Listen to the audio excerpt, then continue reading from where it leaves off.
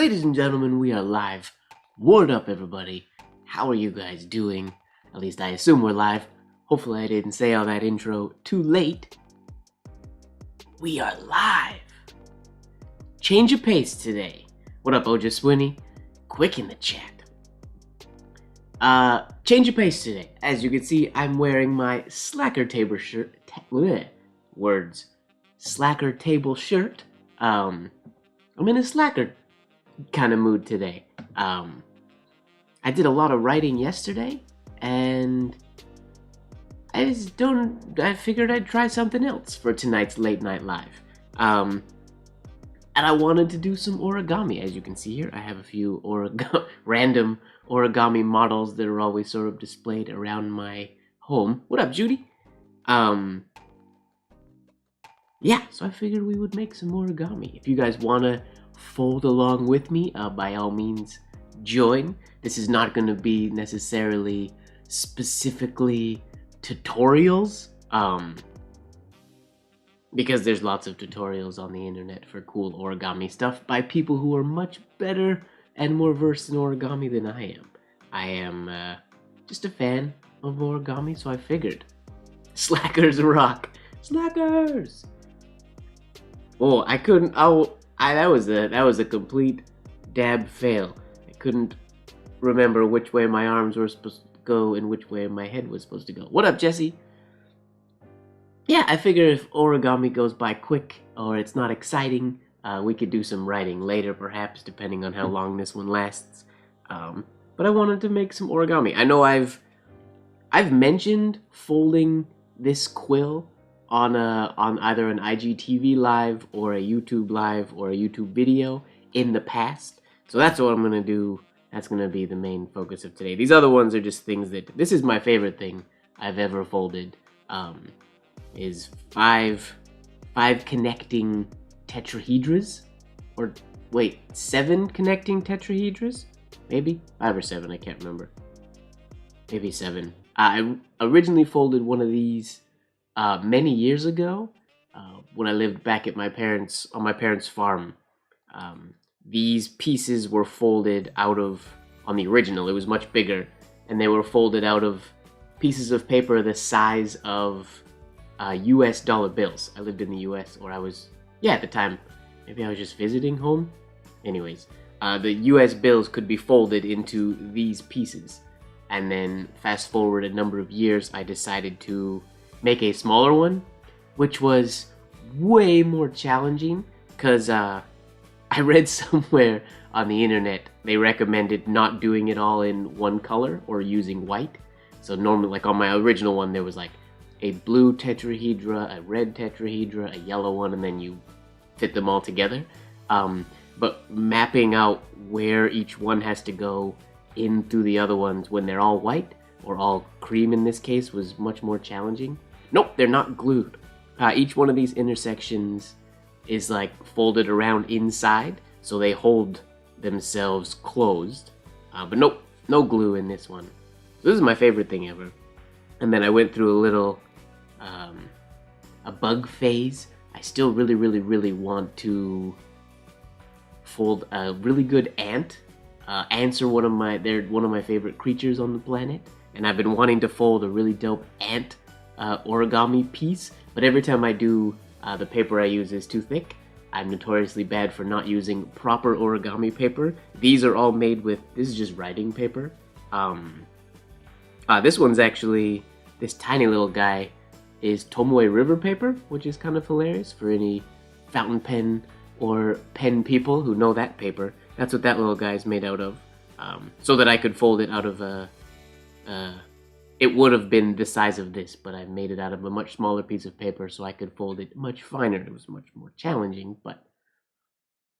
Ooh, praying mantis. I actually have a book that has plans to fold a praying mantis out of, again, a dollar bill, but I don't have any US dollar bills within reach here, I don't think, now that I don't live in the US anymore. And the book is called Extreme Origami. It's a little challenging, but maybe later I can Google and see if I can find some instructions for a mantis. Bugs are notoriously really hard because they have all the legs and all that kind of stuff. What up, Renee? Welcome. We welcome newbies here. This thing is kind of fun too. This is a flat piece of paper. When you give it this texture, the paper wants to fold in on itself, so it can make like all these weird, stretchy, curvy shapes, which is kind of interesting. It's like a little statue all on its own, and it can, as it wants to fold, as the paper's memory wants to sit. As you can see, it's just a ring. I can't open it all the way because it doesn't want to, but it's kind of neat. It's again folded out of the wrong paper. I need to fold this out of like I want to get some good watercolor paper or something, I think, and then I can really get these rounded edges really smooth, and it would look really dope. This one's just made out of, again, this is just writing paper, so the curves aren't as smooth as they could be. But I would like to wet fold one of those one day. Yeah, the ring's pretty cool. I gotta make it smoother, and then I'll do probably some more of them in different sizes and stuff to display. And then here's a tiny little baby fox. Actually, truth be told, one of my favorite things I've ever folded in origami, I don't actually have here.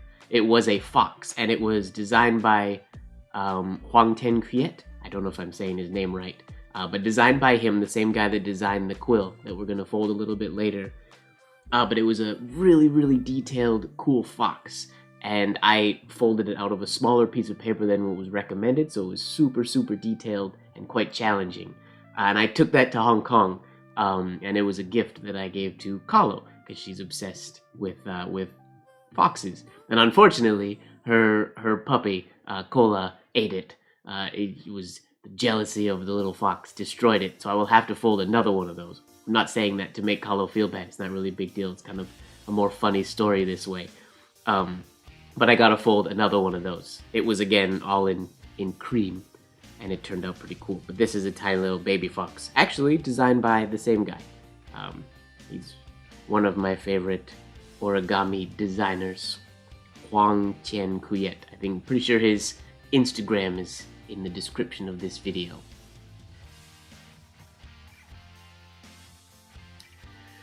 Curious about folding stationery for correspondence. Is that even considered origami? I don't know that I'll have these in Omaha. We could fold more stuff in Omaha. I honestly haven't folded any origami in quite a while. It's been a very, very long time since I folded anything. I kind of go through phases where I really enjoy it. Normally I follow videos, so I don't have like printouts of a lot of the stuff. I follow YouTube videos, and it makes it a lot easier to just follow along with what other people are doing. But here, I'll get these out of the way for now. And actually, we should, just like a penmanship session, instead of diving straight into, again, this is going to be the main thing we're folding today because we are calligraphers and penmen, and calligraphy quills are awesome, but we should warm up. So we're going to warm up with the classic origami folded thing. We're going to make an origami crane. So if you want to join in making an origami crane, this is a relatively simple thing, and I will walk through the steps. And, oh, do I want to fold one?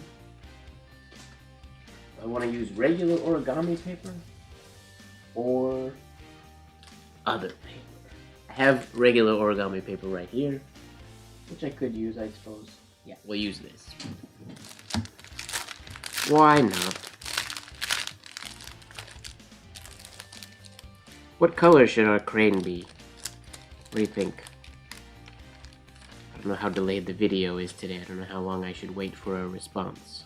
I got all of the colors.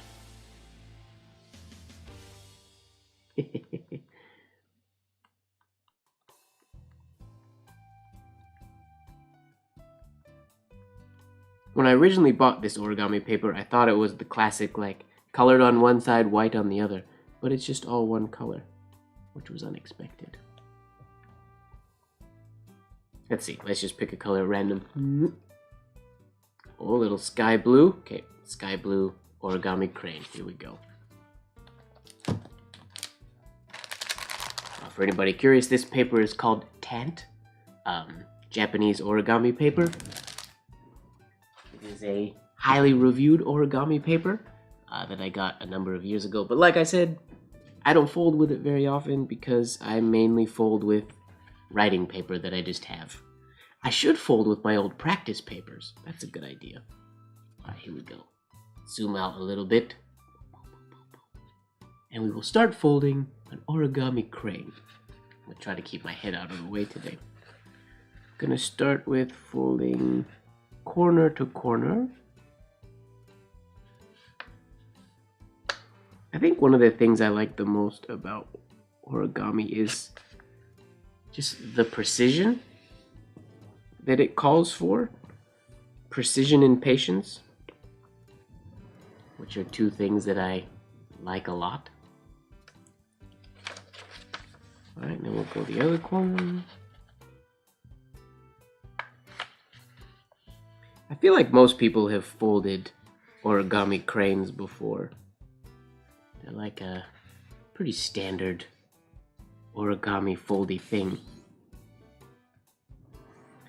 I don't eat candy very often, but anytime I eat like a Starburst or something like that, I always fold little cranes out of the wrappers of pretty much anything. Or, you know, when you're on a plane and you got to fill out the customs form, sometimes there's a piece you break off. I used to, this was Air Canada specifically, there was a side piece that would break off the paper. Then you had to hand in this piece, but then you had the instructions, and it was about like a 2-inch by a full length piece. And I used to start making a square that was a full length, and then I would cut a square that was half the size, and then I would keep going down and down and down just to sort of pass the time on a flight. So then by the end of the flight, I would have like 6 cranes starting from a square that was about 2 inches by 2 inches and then going down to tiny, tiny little cranes. That was a habit I used to do all the time when traveling. Oh, I miss traveling. What up, James? Ooh, an Aravind in the house with paper, right on. Alright, so I folded that way. We did, these are what is called a valley fold. Now I'm going to flip this upside down and do opposites. Go in the opposite direction. Sorry, like I said, not going to be a full-on tutorial. I'm not going to probably use a lot of the correct... Oh, and that's an inaccurate line. Whoopsies. I'm probably not going to use a lot of the proper terminology, or any of the proper terminology, for that matter. We'll fold that both ways. Oh, this blue is very hard to see when the corners line up because the back of the paper is the exact same color and it blends in really well. I'm trying to keep my head out of frame.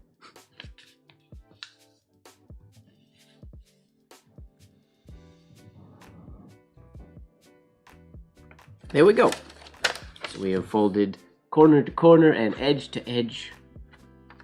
And now what we're going to do is, we're going to flip this upside down this way. I'm going to bring these 2 corners here together like this. There's a word for that, but I don't know what it actually is. But it folds everything into a small square here.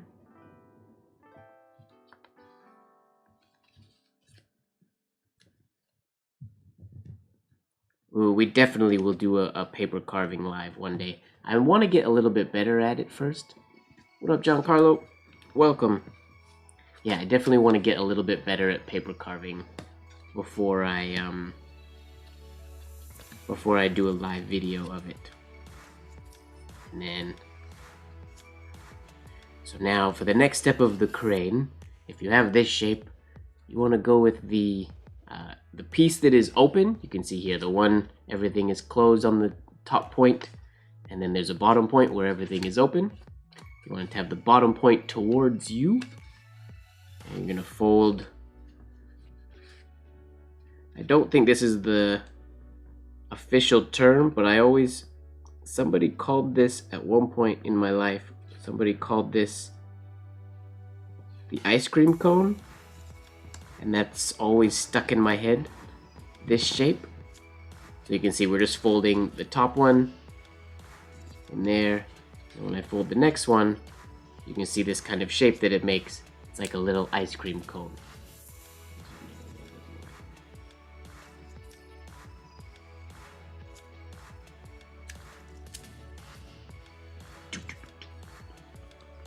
Yep, just fold those to the middle.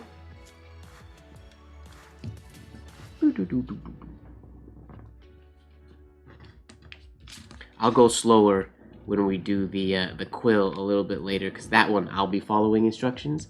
I don't know how to fold the quill off by heart. So then we're gonna fold this or flip this over and do the same thing again. On the bottom.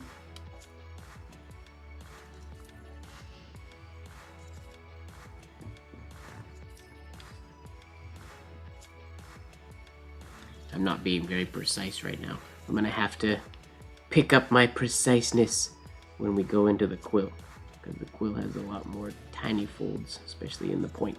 But that's okay. Alright, there we go. So this is where, yeah, when it's kind of like a tulip, but this is, yeah, this is the ice cream cone.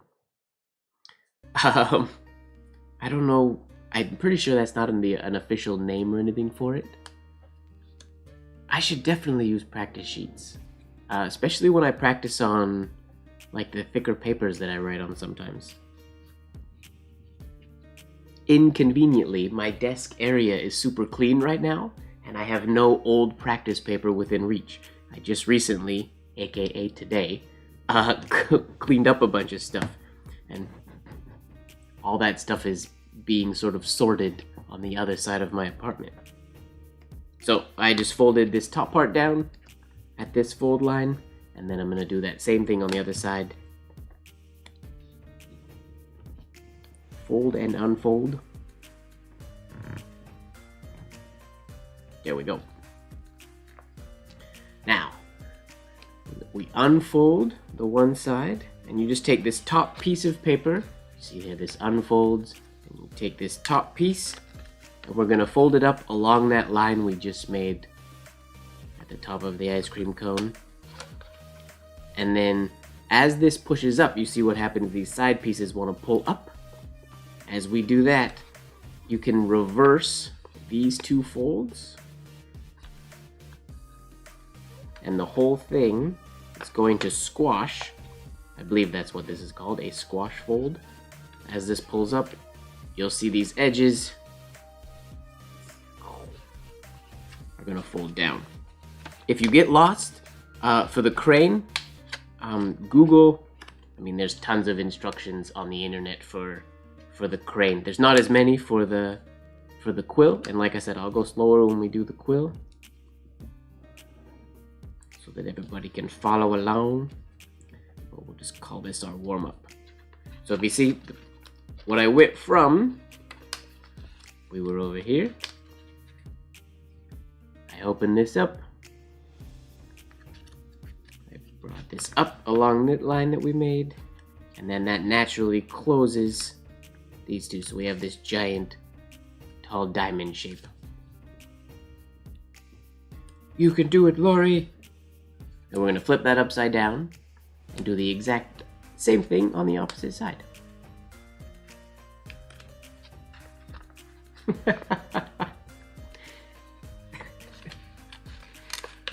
L with a gray circle. Who was the one? Was it a purple? Was that Gloria? No, I can't remember.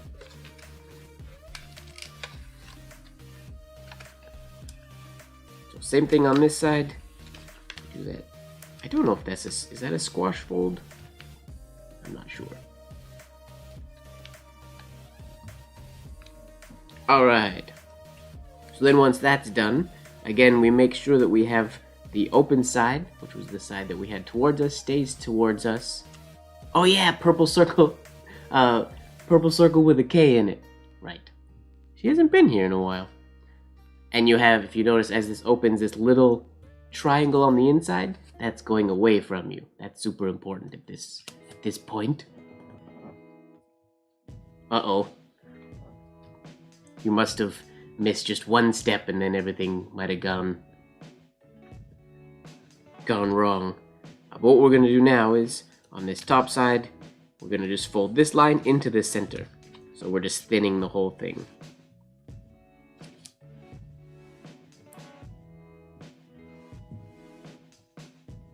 And the way to know you're going the right way, I mean, other than how I said to remind you that this triangle was away from you, but you get this shape here. These cascading lines going up and away.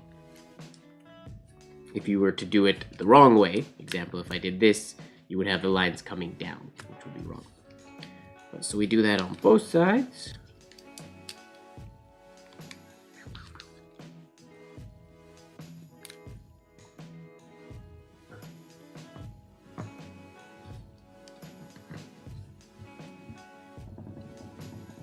Oh yeah, nice. Origami is so fun. Like, you've all probably heard me talk about sort of how I consider penmanship super meditative. Origami, even more so for me.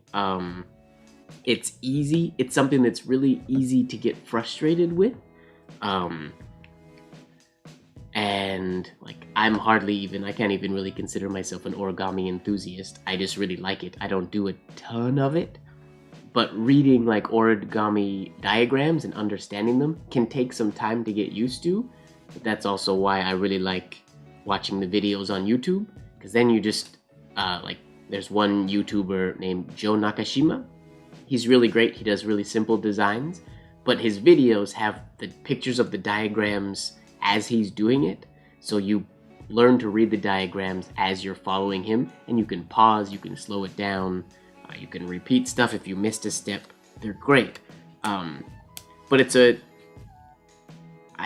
feels like a really good exercise in, this could be really frustrating, but I'm not gonna let myself get frustrated with it. Because at the end of the day, it's not hard, it's just a little confusing until you get used to it. I mean, some things get really hard, some origami is really, really complicated. And I would love to one day be able to do some of the like really, really complicated stuff. Oh, I forgot to say, I flipped this over and I'm just doing the exact same thing on the other side. Sorry, I feel like I'm in autopilot mode a little bit when I do cranes, because I've folded them so many times. They're fun.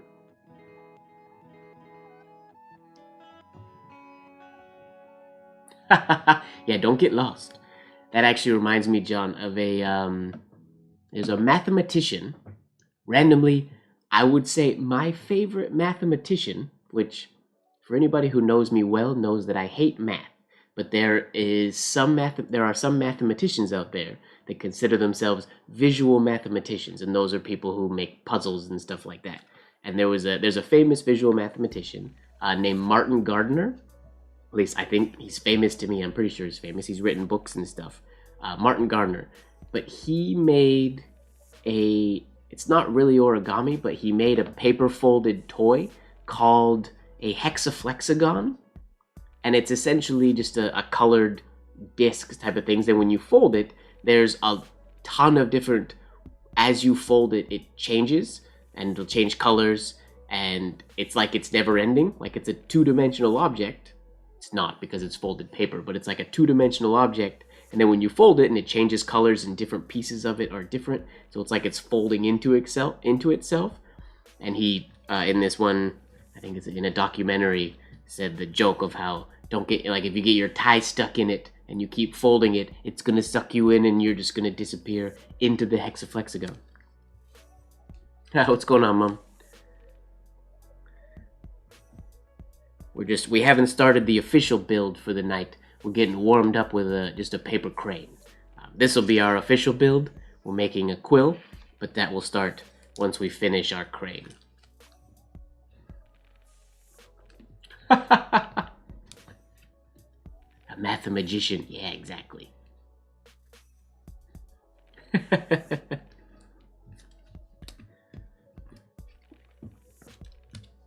Alright, so now we've done that part. We folded those both in to narrow them out.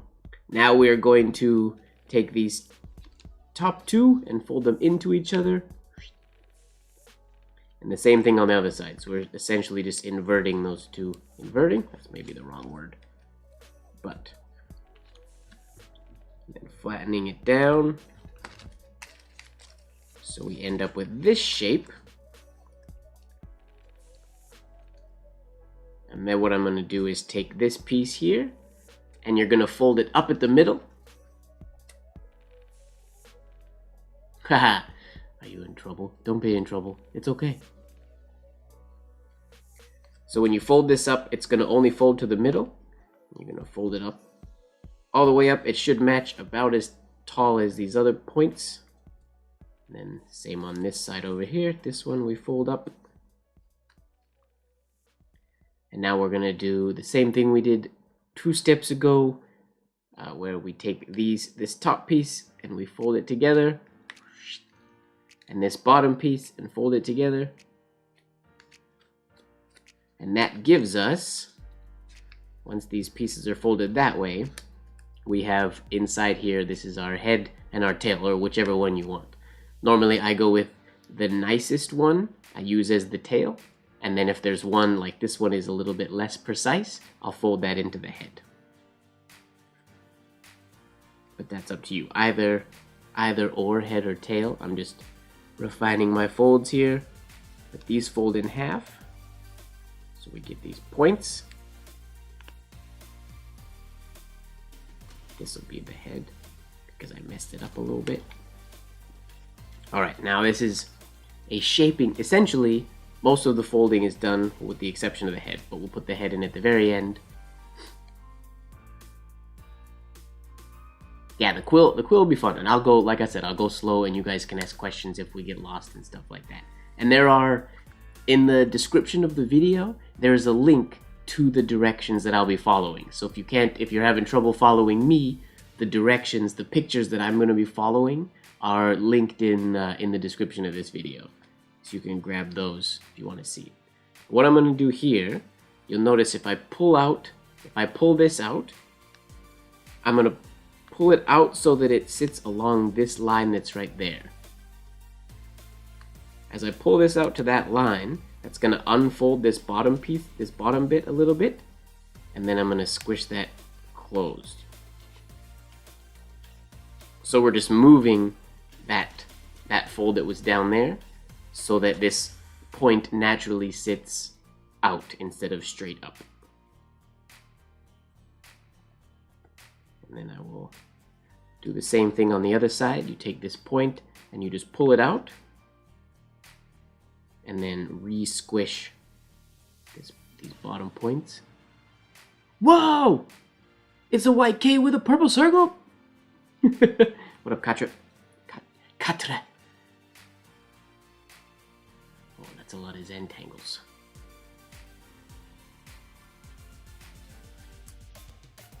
It's not hard, you just don't know how to do it yet. It's a little confusing. Alright, so once that's done, pretty much done, all we gotta do now is we're gonna do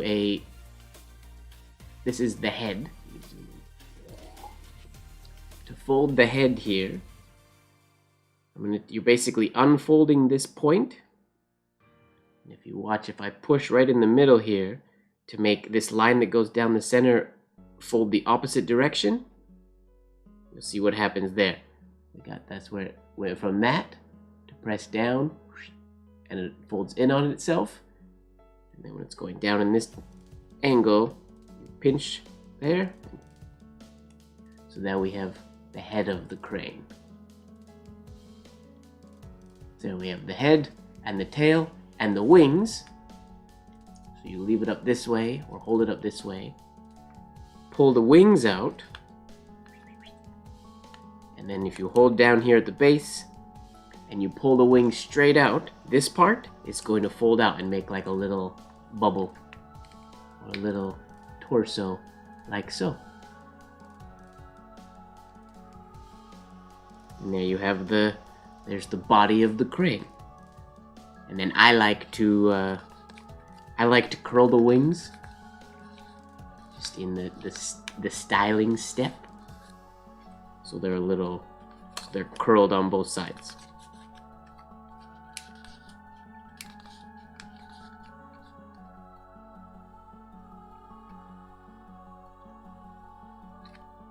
There we go.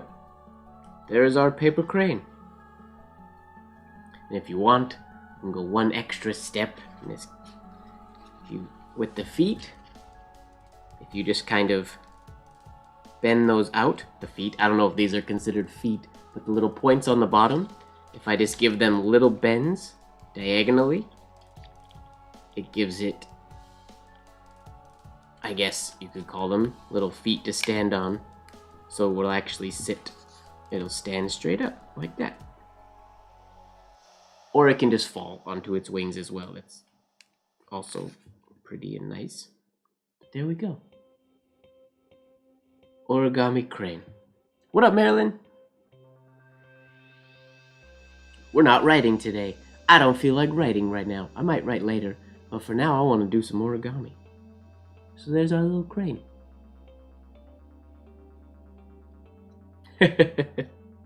That's alright. There's lots of instructions on the internet on how to fold a crane if you want to learn how to fold one after this. They're a pretty easy fold once you get used to them, and you can do them over and over and over again.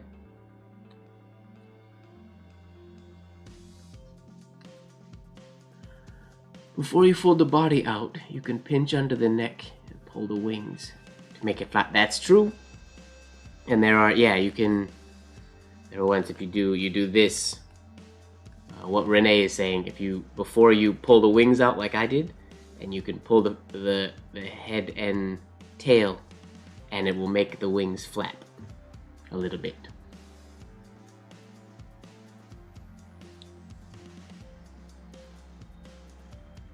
Alright. Cranes are great. Actually, so I went through in my, trying to think of how many years ago it was. Maybe like 2011, 2012. I went through a pretty intense what's the word I'm looking for? Obsession with origami rings, like finger rings, made out of. Let's see here. This is a ring made out of a US $1 bill. And the cool thing about the US $1 bill is there's cotton in the paper, so it's basically waterproof. Yeah, copy paper works. It might rip when it gets to the more detailed parts, but if you don't have origami paper, copy paper should work. But I wore this ring. What finger did I wear it on? That finger, I think. There's the classic in the origami, if you look up origami ring, it's the same design, this one right here, but the band is just wide. So I altered the design so that the band would taper, so that it would fit more comfortably like a regular ring. And I legitimately wore this ring every day for well over a year. I washed my hands with it. Like, I didn't shower with it and stuff. I tried to keep it relatively dry, but I wore it like a regular ring all the time. I don't remember if I wore it on... No, did I wear it on this finger? No, that's my wedding ring finger. But the cool thing, and this is why I brought this up, once I did this one, and when I modified the design so that it would be more comfortable, I got the idea that I could fold the paper in different ways to display different parts of the $1 bill. Wait, let me explain to you what I mean. So like if you had folded the paper upside down, it wouldn't have the 1 in this exact same spot. But you could modify the folds. I have a whole bunch here, but I don't remember the order that I designed them in. But so this is like there's another version of the standard one, just the 1 with the number 1 and the letter 1. What up, Fozzie?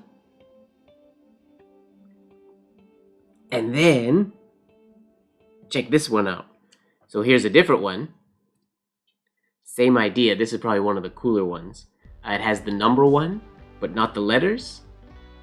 And then on the band, this is the cool part. Check out the band. It says 1 on the band. So I modified the fold in a way that it would display a number 1 and the letter 1 across the band instead of the standard fold.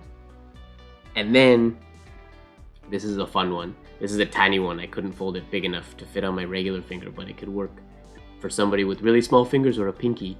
But this one has the ever-seeing eye on the top of the pyramid, the Illuminati eye.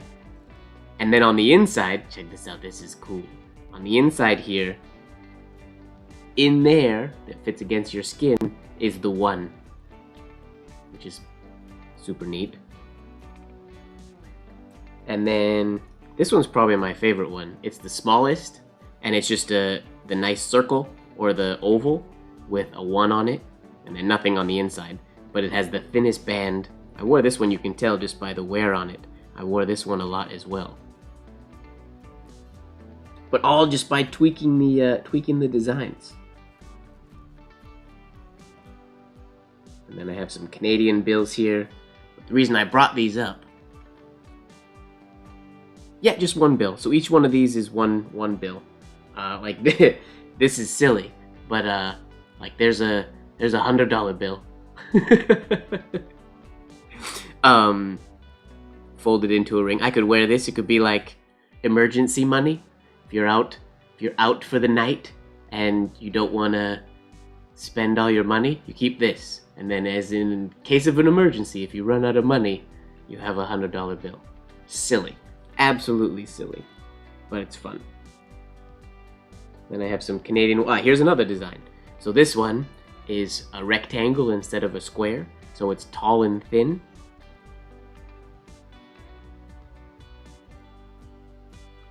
All random different designs. But then the coolest, I think anyways, the coolest ring, this one was very challenging and I have no idea how to fold it again. But since we just folded a paper crane, there's this little guy, which is a folded paper crane, the same crane that we just folded, but in a ring.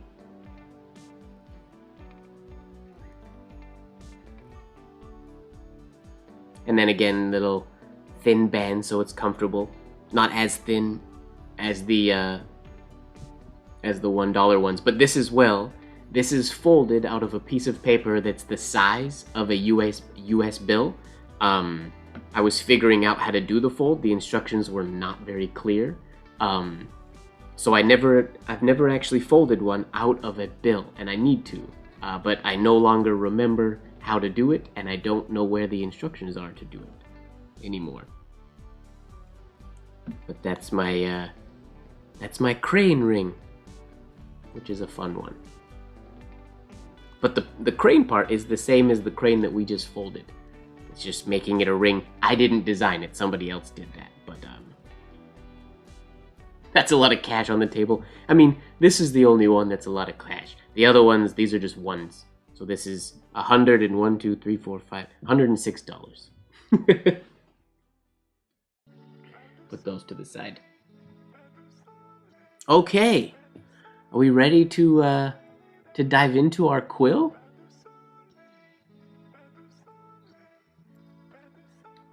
I think we are.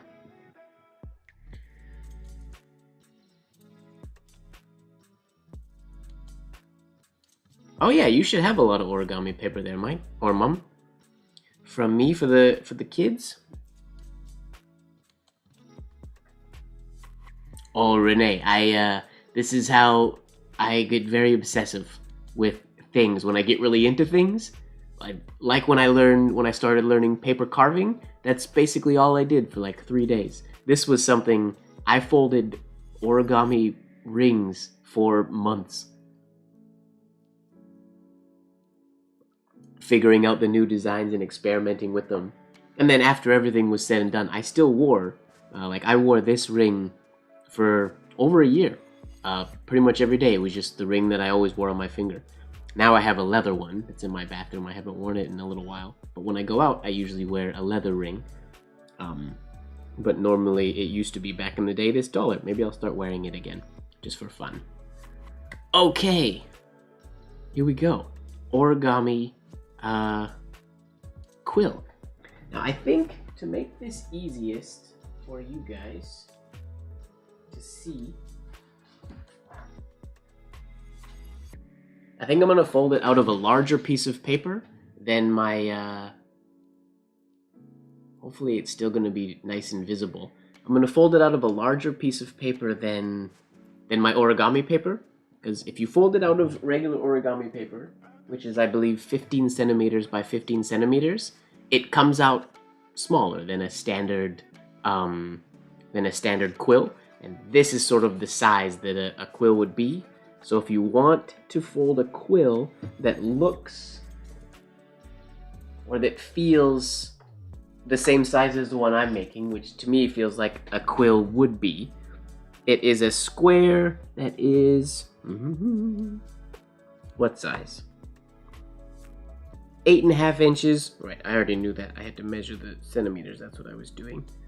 Or approximately, I mean, this specifically is 21.6 centimeters, but 21.5 centimeters, somewhere around that world. Or you don't have to be specific. A4, basically. If you take a piece of A4 paper, for those of you overseas, and you make that a square, then that is going to be the size that you want to use. So that's going to be, or maybe I'll keep my ruler here because I might need it. That's going to be step 1. We're going to take the regular size sheet of paper.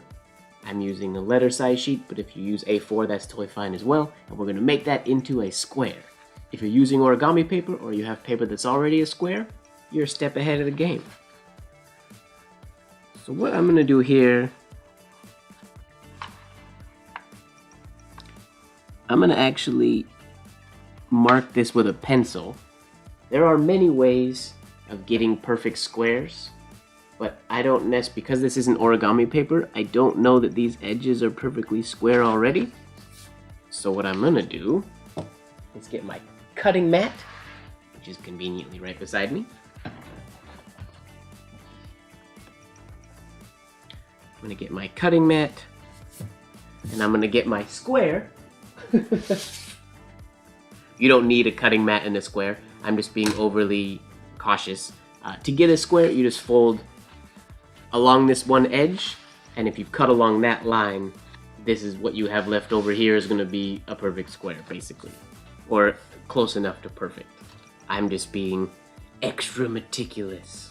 I'm going to double check that my paper is square cut. Some paper is square cut, some paper is not square cut. This paper, luckily, is square, so that's good.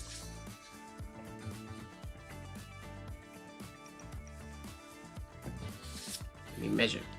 I might as well, since I'm using a ruler, I can actually do a proper measurement.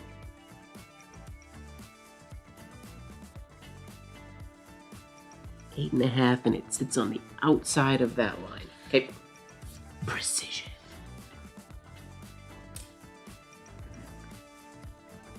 Oh, sorry, my head keeps going in the video, in the frame.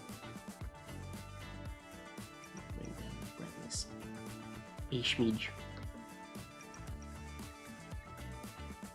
8.5 sitting on the outside of that line. Sorry, I know my head's in the frame. My apologies. There we go. And then I will use an X-Acto knife, but you can use scissors or fold and rip, up to you.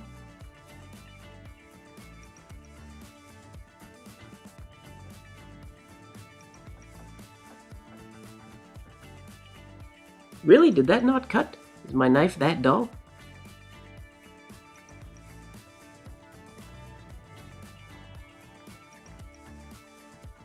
Okay, good enough. square piece of paper. At least hopefully it's square. If it's not,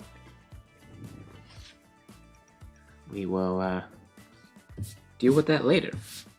Okay, now I'm gonna leave my cutting mat here because it gives me a good sort of hard surface to fix my corners on.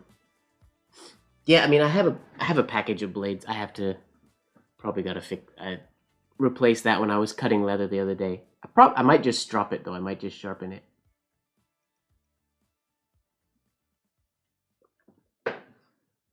Okay, I'm getting out my instructions because, like I said before, I don't know this one off the top of my head.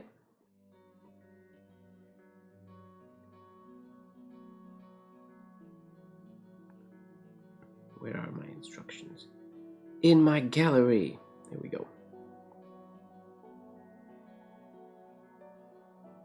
Okay, step 1. We're gonna fold diagonally across this whole thing. So to do that, we'll just fold from corner to corner. And ideally, if we got our square perfect, which hopefully we did, everything should fit in corner to corner perfectly.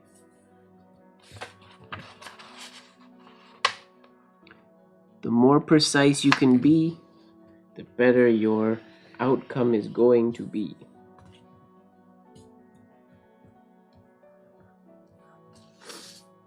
And then I'm just going to use my fingernail.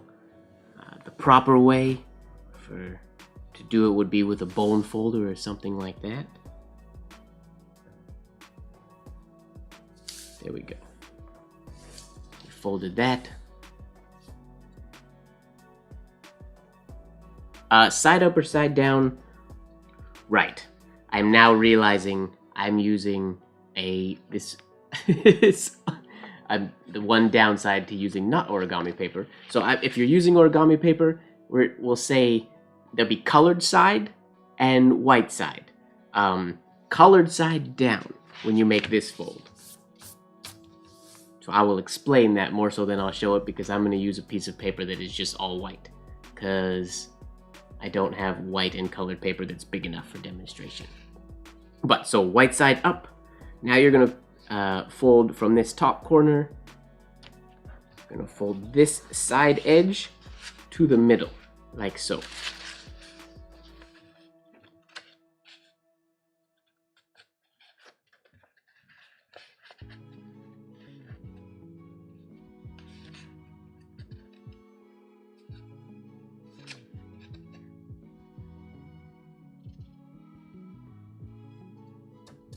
Sorry, I realize I keep putting I should have angled my camera so that I could have got my head a little closer.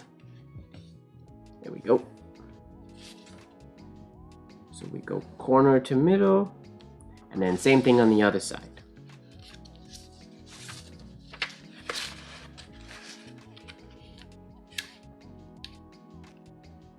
Oh, I might have.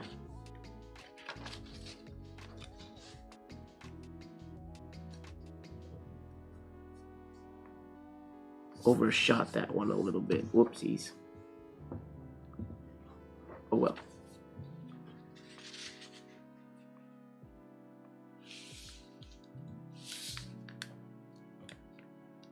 I did not consider the whole getting my head in the way thing.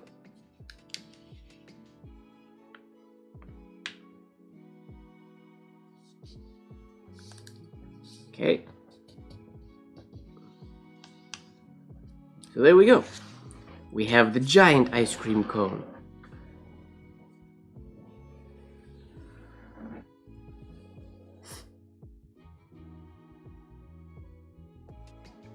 There we go. So currently this part will be white. Like I said, the instructions that I'm following, if you're on your computer, or if you can open another window, the instructions I'm following are in the description. They look like this. So right now, we have this shape. You'll have your colored pieces here, and this will be white. I'm regretting I overfolded this one little bit. I might make another square and start again. just because that might mess me up. I'm gonna start again. Sorry. I'm a perfectionist, and that's gonna kill me.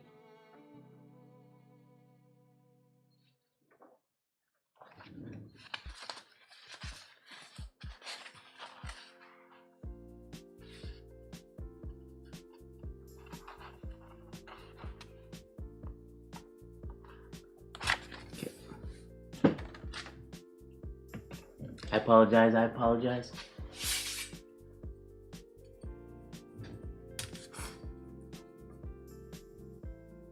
Put my head in the frame one more time.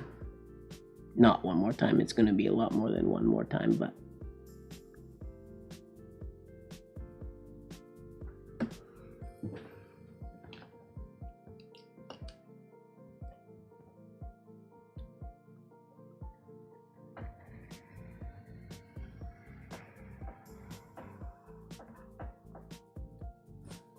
Okay.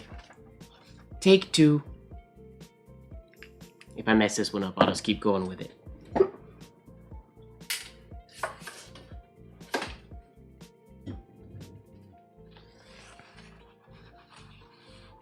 Corner to corner.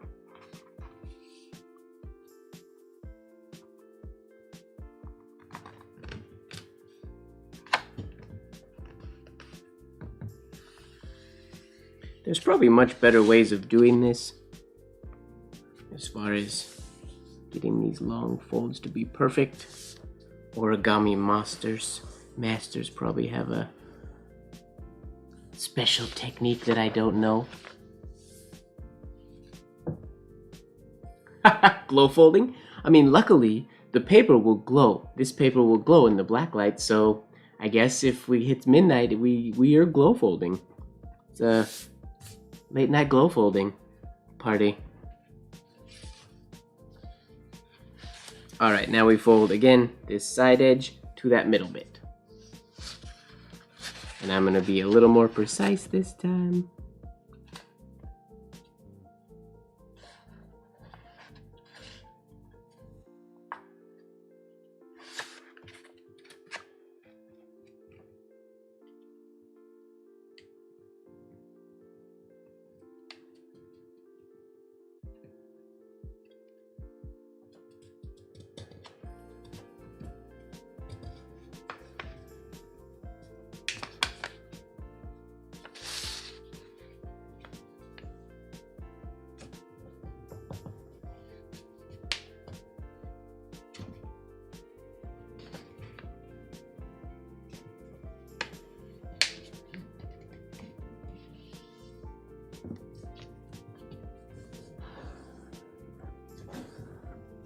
And then same on the other side.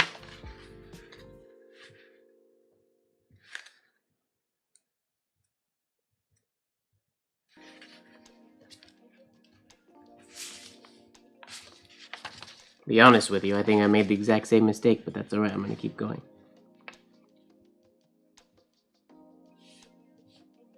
Oops.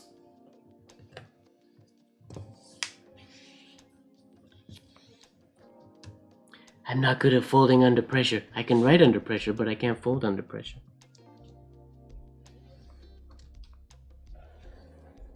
Alright, there we go. So we have our paper this way. If you're writing on colored paper, you have your colors here and your white here. We're gonna flip it upside down.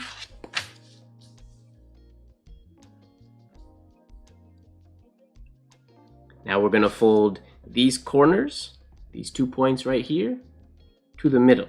So we're gonna fold this edge here to this middle edge.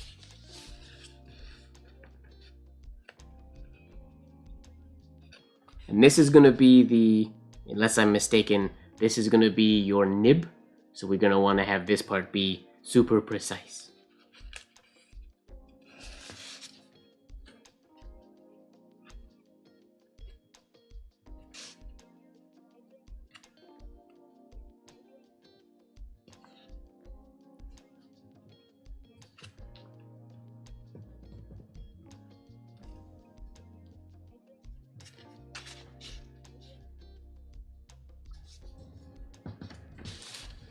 go.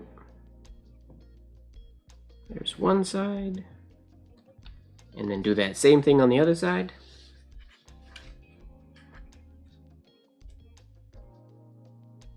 Yep.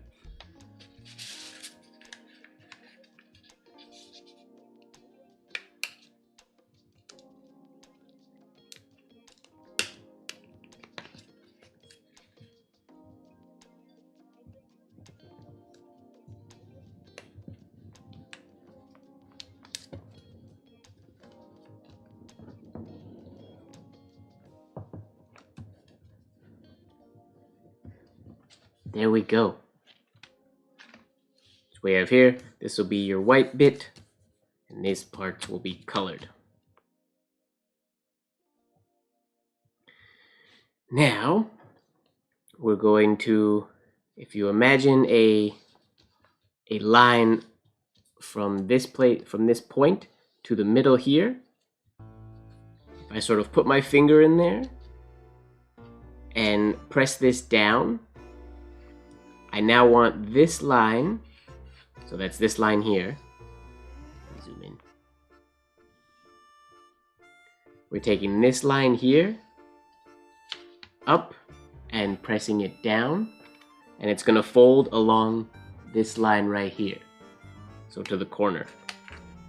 So you want to get that. If you press slowly, you can open it up. If you're having trouble with getting this part open, you can use a nib or just something to, you see I got mine all the way here, but you can press in with something pointy, or if you have pointy fingernails or something like that, to press in, and then you're pressing this line down along the line underneath it.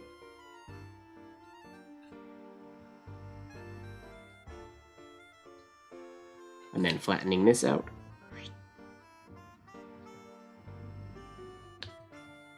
And opposite.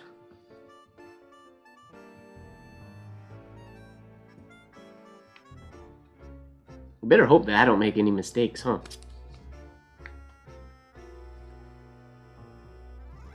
There we go. So you can see what we did there. We just took that piece, folded it up, and squished it down to fall along that line there. And we do the same thing on the other side. So we're taking, first I'm going to stick my finger in there and get it started. And now I'm taking this line here, bringing it up. And now if I press down, it should open that up. And it's going to go down right along this line that's below it. Pressing slowly in that corner so that the whole thing opens up. And if it doesn't open up, you can stick something pointy in there.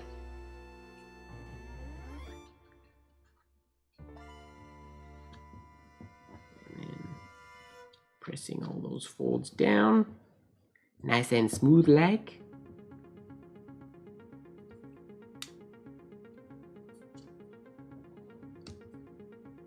And there we go. You should have, this should all be colored, and you're only, this is the bottom, is these points right here on the bottom. Yep, checker paper will do that. That's kind of how I feel when I do it on white paper too. It's like, oh, cool. So I don't know which is which. But that's okay. Okay, now we have a bunch of folds. Let me zoom out again. We have a bunch of folds that are just folding in and folding out. What we're doing, we're creating these pleats that are gonna be the feather. So we're just making the lines, we're folding them in and then folding them back, folding them in, folding them back out. So none of these folds are staying, they're just getting folded to crease and then unfolding again. Just make sure I don't mess up which ones we're supposed to be folding.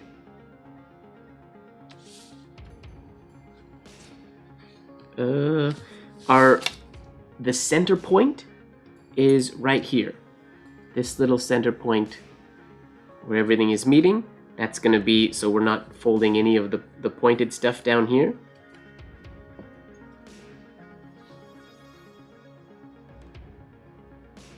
We are folding, wait, I don't want to mess this up. Make sure. Okay, Okay, got it. Use practice easels would be great. I'm gonna start doing that. It's a good idea.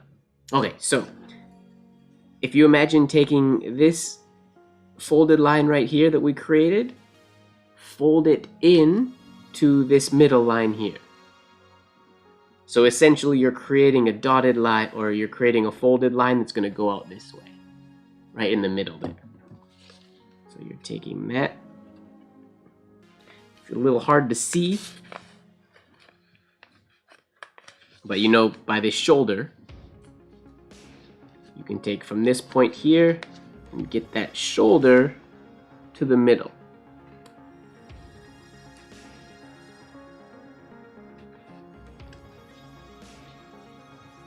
Like that. And then you squish that line.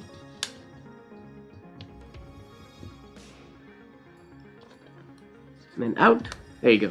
So you can see the line I have there, or maybe you can't see the line on my white paper, but I have that line going right out there. And again, I'm not folding into this tip part, I'm just letting it sort of flop around. Let's solidify that fold a little bit more. There we go.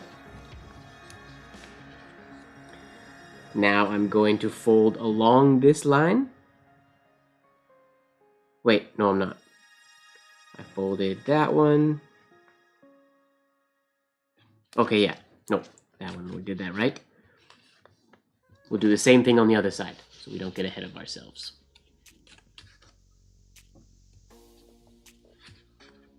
Folding this shoulder into this middle point, pivoting on that point right there.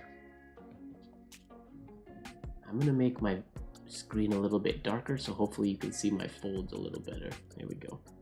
My lights are a bit bright. I apologize for using white paper. I should have used colored paper, but my colored paper is just so small.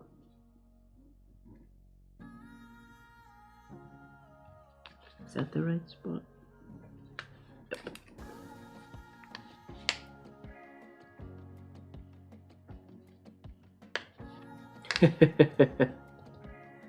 If you're lost, grab the follow the link in the description and you can see how it works. And you can unfold. Luckily, I mean, the cool thing about folding paper is it has a memory. So if you get lost, you can unfold everything. And then, because this is a live video, I mean, you can rewatch it, you can rewind, but then you kind of want to stay here live. So follow the link in the description to the images that I'm following, the instructions, and you can just unfold everything and start again following those instructions and see sort of where you deviated. So there we go. We folded these two lines into the center to create that line there. Now we're going to fold this bottom line right here up to this line here. So we're going to be creating the same type of fold, but right in here, going along this middle bit. Maybe I can zoom in for this part. So again, folding from this middle point to there. So I'm folding this line to this line.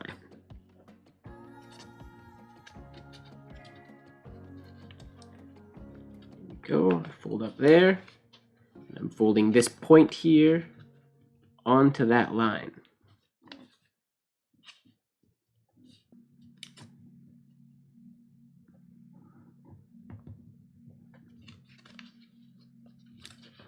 Oops.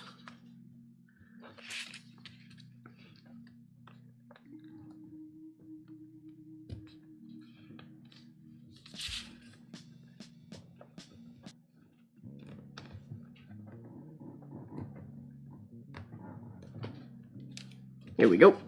Just solidify that line, that fold. There we go. So you can see the line we just created right in there. So we made that one and that one. And we're going to do that on the other side. From this straight line, folding this point to this line here. Oops, sorry. Folding this point up up to this line there, along that line.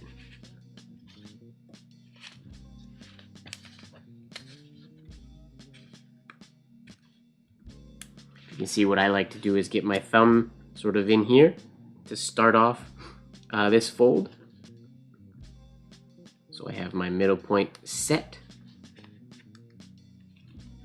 And then I just fold up.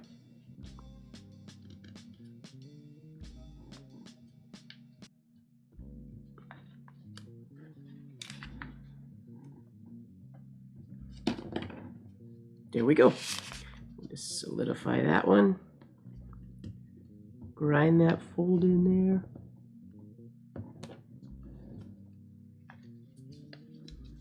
Oh, I did the same thing as last time.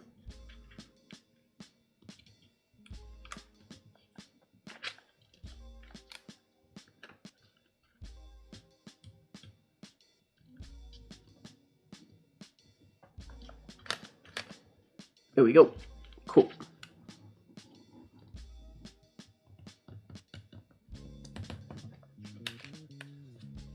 There we go. So that's that step. Who's lost? Are you guys all lost? Has everybody tapped out on me? Don't tap out on me yet. These are kind of I feel like these are sort of the most challenging, just because they're folding into this middle point that's not like a real point. Everybody's lost. Maybe this is more advanced than I thought it was, or than I think it is.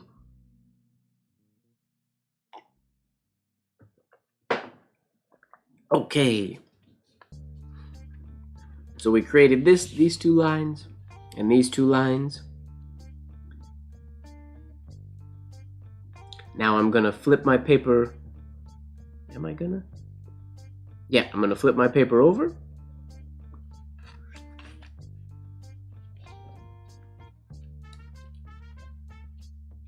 No, Laurie, don't give up on me. You can do it. Follow the images in the link.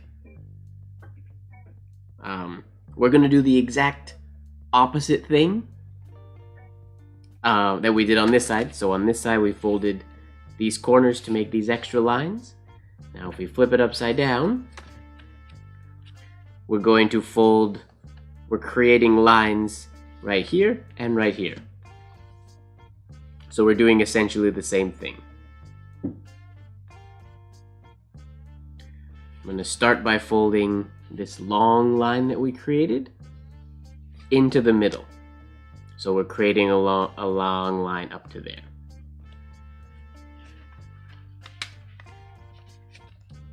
Now the one, if you'll see here, I'll show you a little, it's not really a trick, but how I fold this line.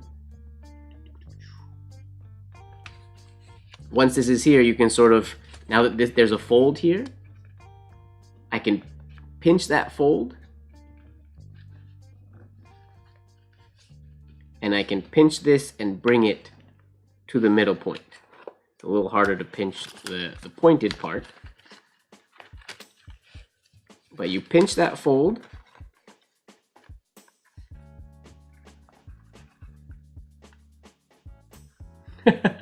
that's okay, we're allowed to be messy.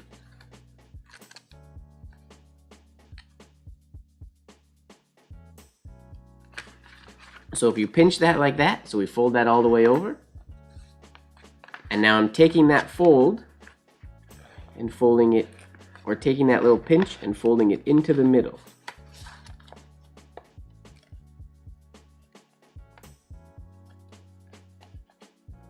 And don't worry if it is looking and feeling a little bit crazy. There's a lot of room to hide mistakes and stuff in this little bit afterwards.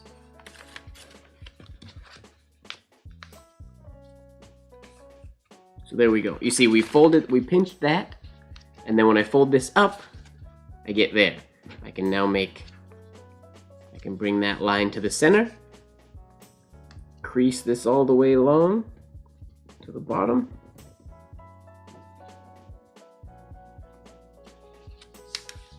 So we have, there we go. All the way down, nice long crease, like so. Then we'll do the same thing on the other side. So I have this crease here. Fold this down so I have it nice and solid.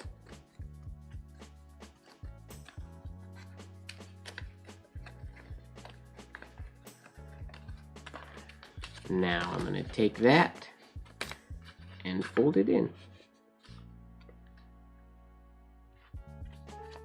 So you can see when you fold it up, you can see that point right here underneath, and I'm just folding from that point. This line going up the middle, and then creasing.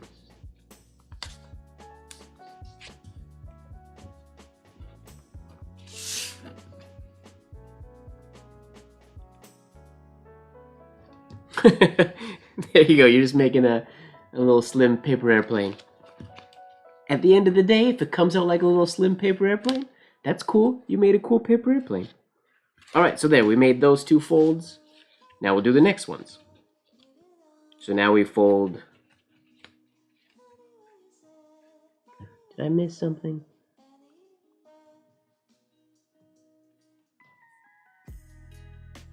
That one. Oh, I missed a step. Sorry. I didn't think we had to do it, but we totally do. Flip it back around. My bad. This line that we have right here, from the last step, you just fold along that line. This will be the easiest one. I apologize for that, just to get that crease in there, going that way. Sorry. That one's easy because there's already a folded page or piece right there, so you can just fold up right along it.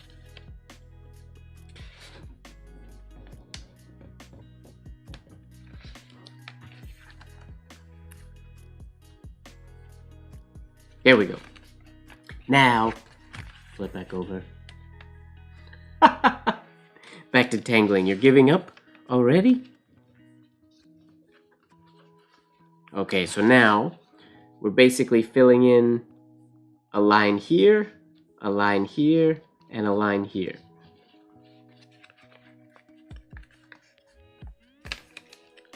So we're taking these 2 points, folding that line up along the next one, just basically making an accordion in between all of those folds. Do that on the other side.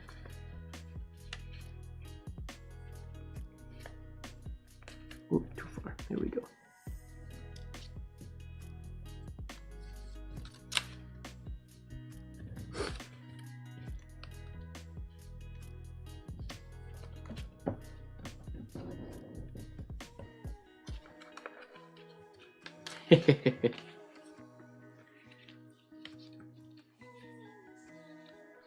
Then we fold, so we just folded these 2 lines together on both sides. Now we fold down here these 2 lines together.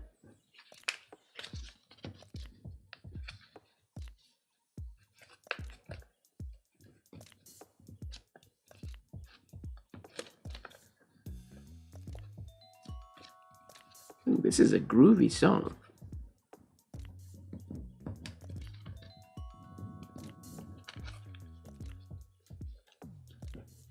Do that on both sides.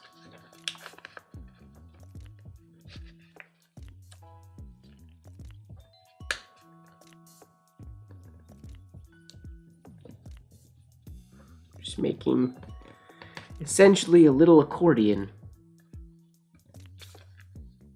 type of situation.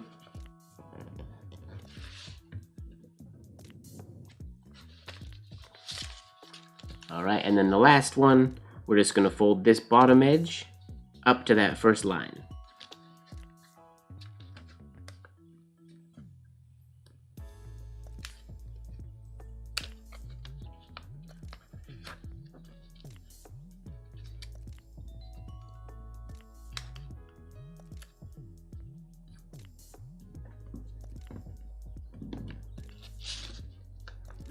There we go. both sides.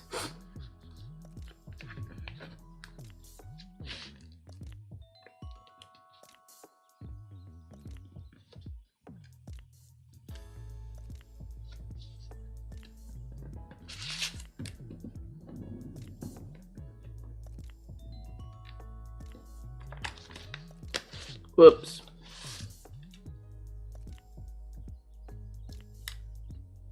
Here we go. Cool. And essentially, there's that step done. So you can see the whole accordion pattern we have going. Including this bottom line, we have 1, 2, 3, 4, 5, 6, 7, 8. And then the middle one, 9. And then same on the other side, but the middle one is the 9th one. And that concludes that step. I don't know if anybody's still going with me. Yeah, kinda. God rays. It makes a cool little pattern.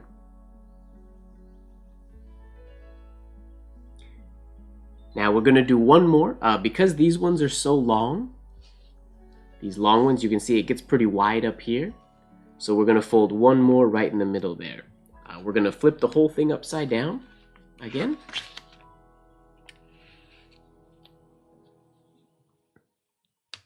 Now from here, we're just going to we're going to fold this one, this line we have there, into the middle. So we're making a really long one or two really long ones right there and there.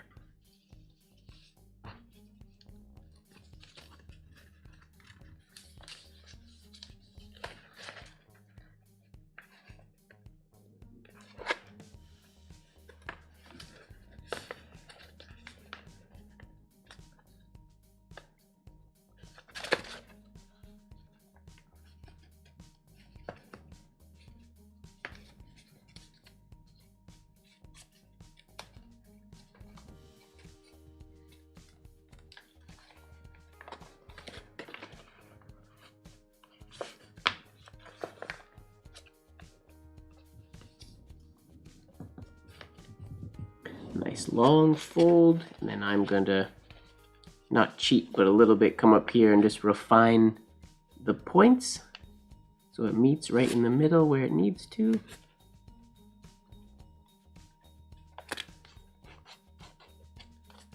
Cool.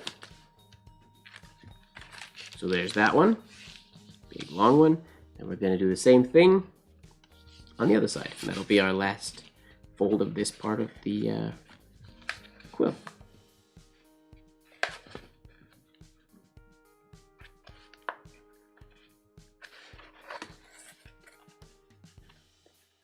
This part's a little fiddly.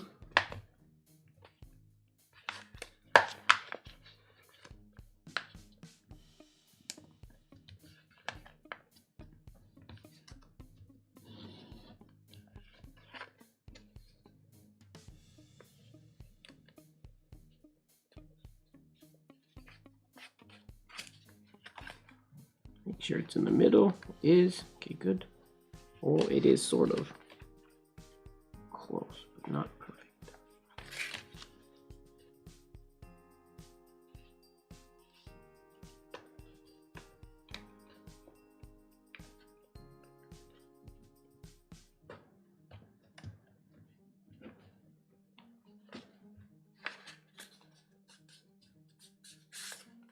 There we go. Step 3, right on. I'm glad you found out. Congratulations, finding out where you went wrong. Good job. I'm gonna take a small sip of my tea.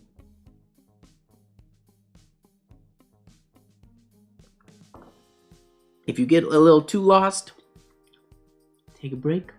This video is gonna be up here. I'll probably end up, this is a live video. I have a feeling I'm gonna wanna shoot a proper, legit, Origami Quill YouTube video with some better close-up video or close-up footage and stuff like that, and a little more organized instruction, because there's only one really decent tutorial of making this quill that I found on YouTube, and it's in French. So if you speak French, then it's a good one, but if you don't speak French, it's a little on the challenging side. You can still follow the steps, but so I will probably film that. This is my we'll call this the live practice run. But there, with that done, now we're going to fold our point up along this line here, like so, up to the middle.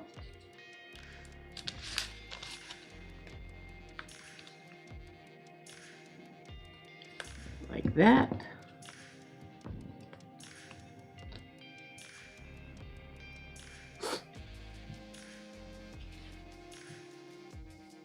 Okay. Now.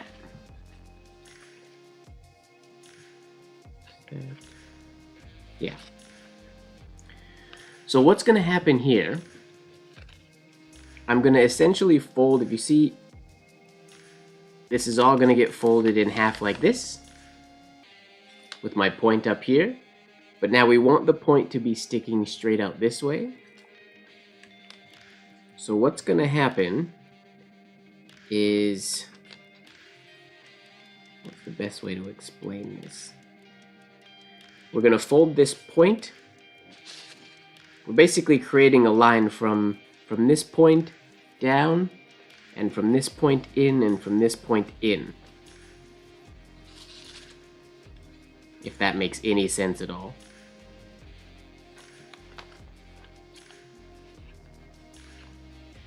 How's the best way to explain that? I don't honestly even know.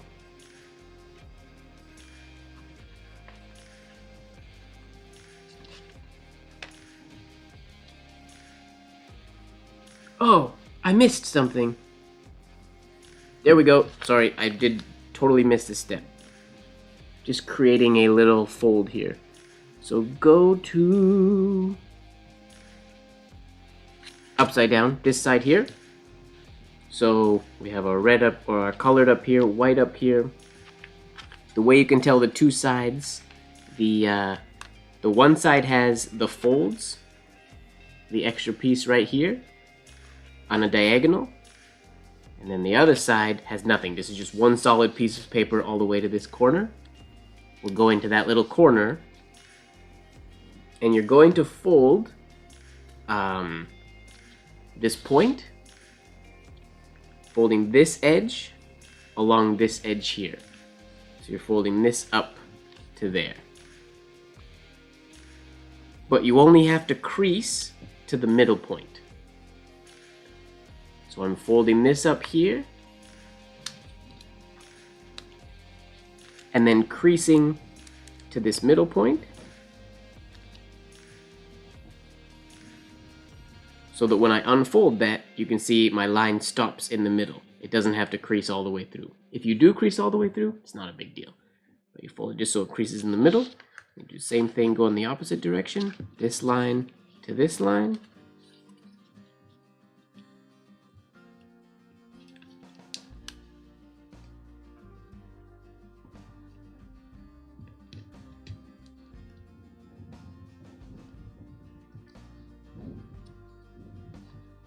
Here we go. So now we get this little point in there. That's what we needed. That's what we were missing before. Okay.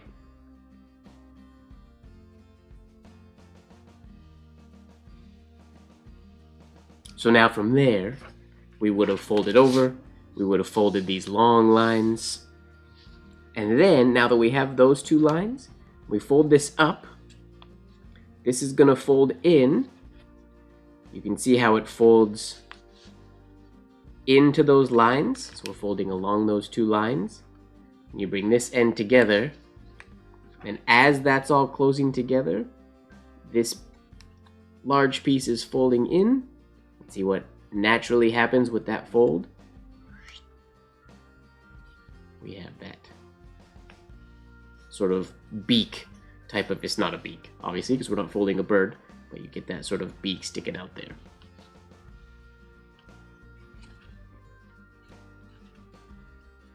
There we go. And then that folds flat down.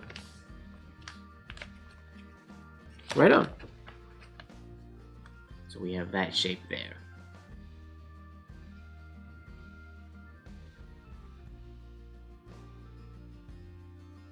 Next, This is a fun bit where we get to take this accordion that we folded and it just closes in on itself. So if you see here, this is going to take some finesse. But if you see here for an example, if I take these two lines, this line here and this one, and fold them in on themselves, we're just basically stacking. So this whole thing, we're just collapsing those folds that we put in already on both sides as we go. There's going to be a little bit of refining and squishing these folds to be able to collapse in on on themselves. But if you see here, if we look at it this way, we're just collapsing all of these folds in on top of themselves until we should be left with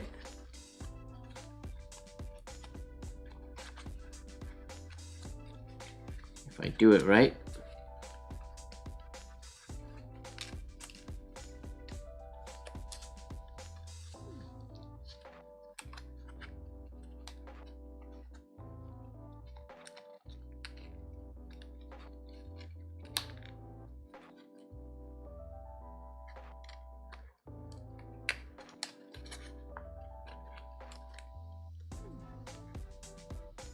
there we go. It all gets collapsed. Now that I have them collapsed, I'm going to go in there and refine some of these, because some of them didn't meet exactly in the point. So I'm going to try to refine some of them now to try to get that little accordion to close nice. And if it doesn't, it's okay. It's not the end of the world.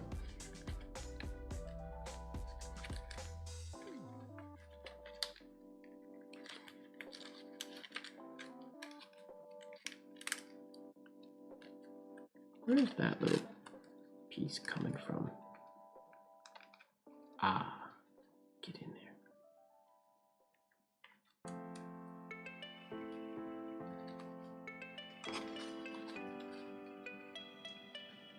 There we go. I have one random little piece of paper that's not folding in here. There we go. Just popped up. Stay in there, please.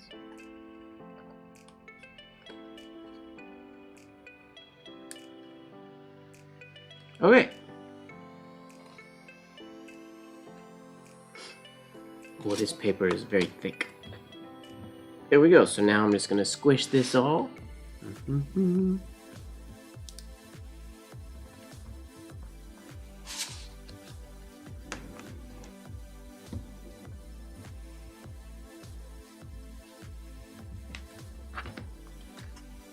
there we go.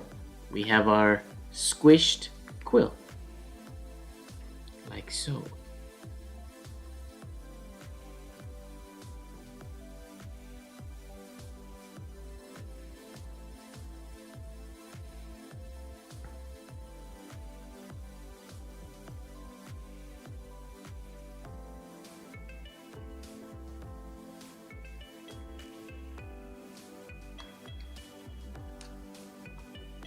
Okay, now you're going to take these two. I'm still going to keep going as if you guys are still going with me. I don't know that anybody in the chat is still folding with me. You might be.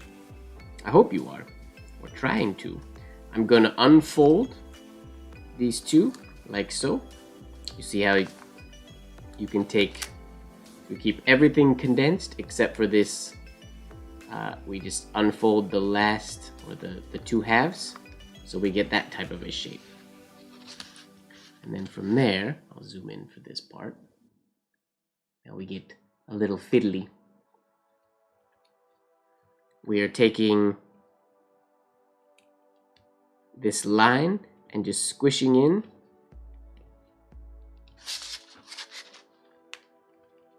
So we see here, I've squished that down so that this line is flowing down the middle on both sides and making an indent. So this can go one side and then the other side.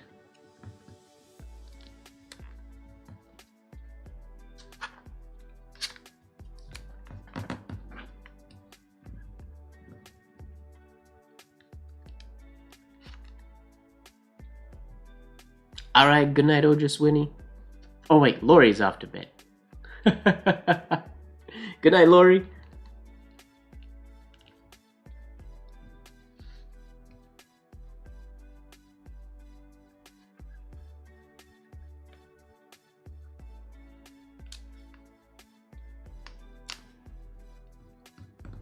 Okay, now we're going to do 2 folds here where we created this. You can see we created this little line here that goes along the center. I'm going to fold this down. We have to do this on both sides, so don't worry about which side you fold down on. Now I'm going to fold this line here, our edge, to this center line that we just created.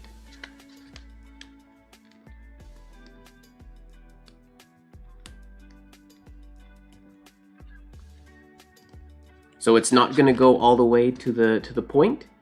It's going to be parallel to that center line.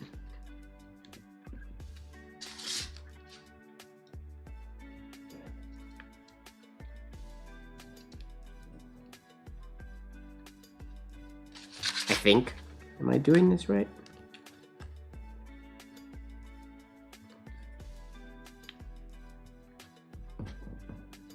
Yeah. Then you unfold that. I feel like I did that wrong. What did I do wrong here? No, that's right.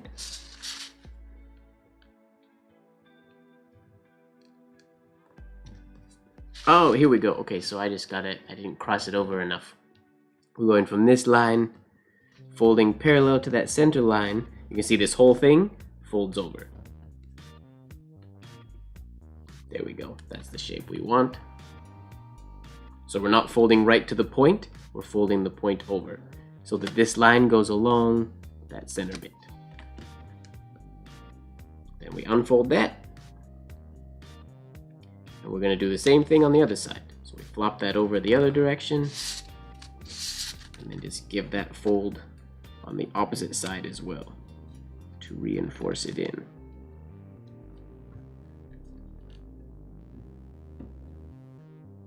Oh yeah, it's just, I forget, it's just morning time for you, Oja Swinny. That's nice. Alright, then we unfold that. We pick this back up. Now what we're going to do, similar, this is another one of those, we're opening up the inside and squashing down. Folds. Let me grab the next. Okay, so I turn it this way, just a little bit. I'm gonna open this little pyramid here, or this little shape we created.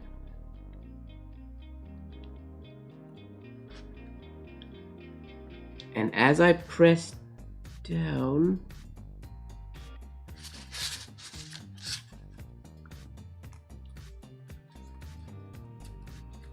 this whole thing should open along those 2 lines that we just created.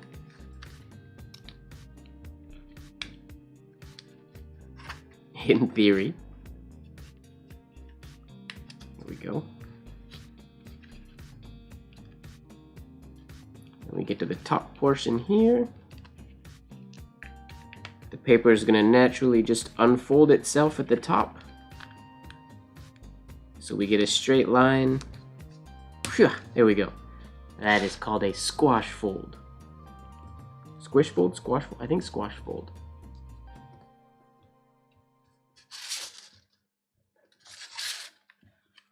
Here we go. Mine didn't end up being exactly perfectly straight, but that's okay. Straight enough. Okay, so again, you can see what happened here. This was on the inside of that pyramid. And as I open that with my fingers and press down, this little piece here unfolded inside and created a straight line of paper across there.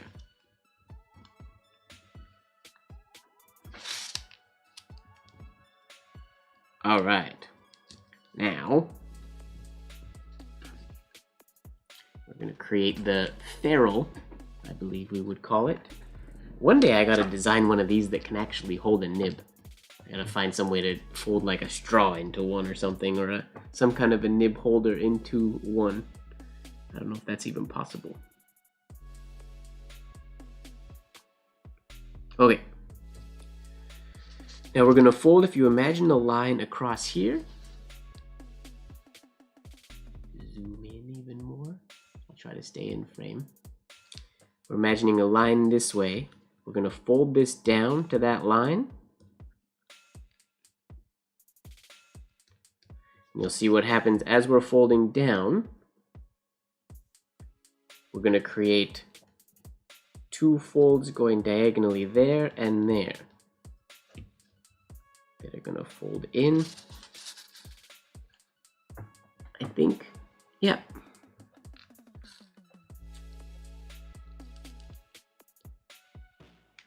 Oh goodness, is that gonna work?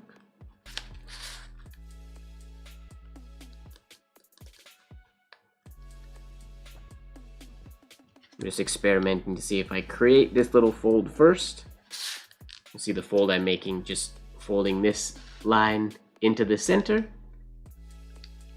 Put that to the center on both sides.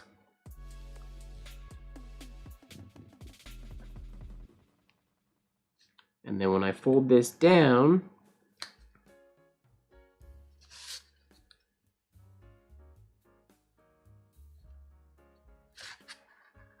why is that not opening up? It's supposed to be.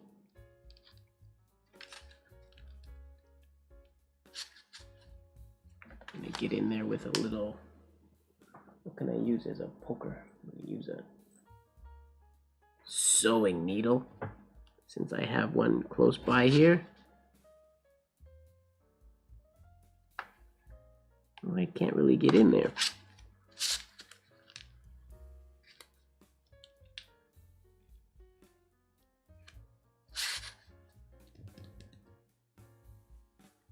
Oh!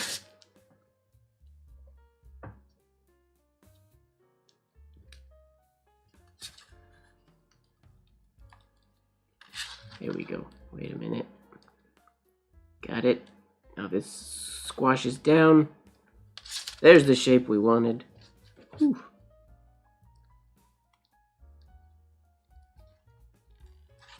Sorry, I'm totally not in frame.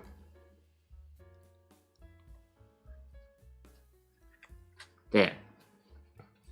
You can see the little shape that I created in there. There's a little crease there that's not supposed to be there, but I'll try to get the same thing on the other side.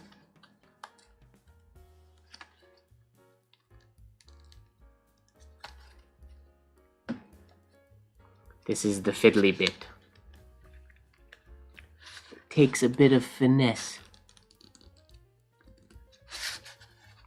that a professional origami person would probably be able to demonstrate much better than me. There we go.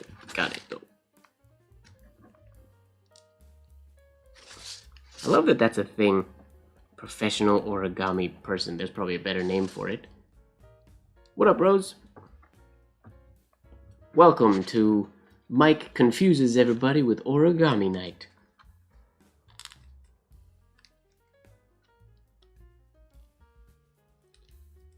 We're folding Origami Quill today for fun. If you want to dive in and catch up, or try to fold it on a different day or a different time, the instructions are in the description of this video. There's a link to the instructions that I'm following. I don't know how to fold this one off of memory, so I'm following the website or these pictures. There we go. There's that fold. Now,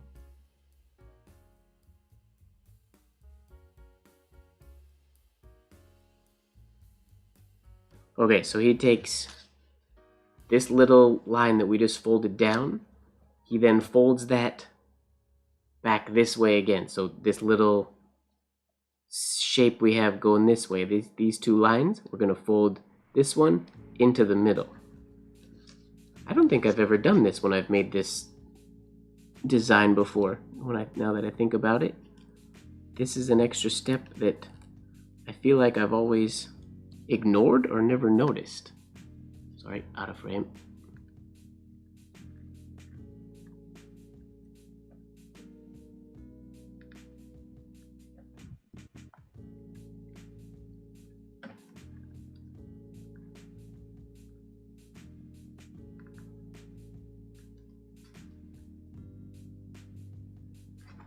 There we go.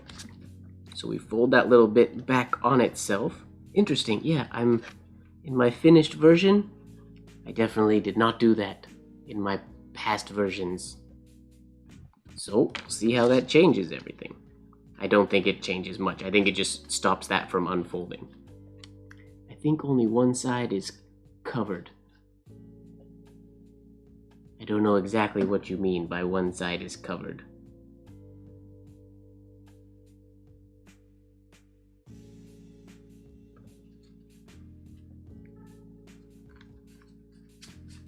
Okay,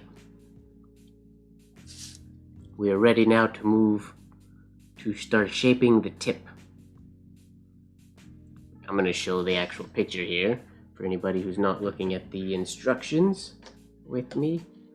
We are now going, so we just did this step here, folding that little bit up there. Now we're going to create this zigzag shape down here. So the first line is going to be at this shoulder, and then there's going to be 4 lines that create this little, horizontal band that goes across there.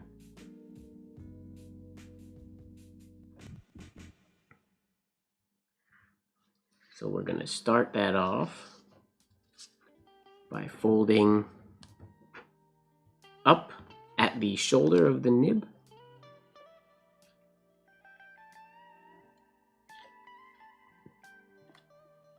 You better believe it, Rose. I love me some origami. Okay, so we fold that up at the shoulder. Actually, I'm going to fold it a little bit lower than that because my shoulders are not the same. They're not both even because I messed up a little bit. But that's okay. There we go. So we fold the nib up like that. And then we're going to fold back down to get the zigzag at about like 2 or 3 millimeters.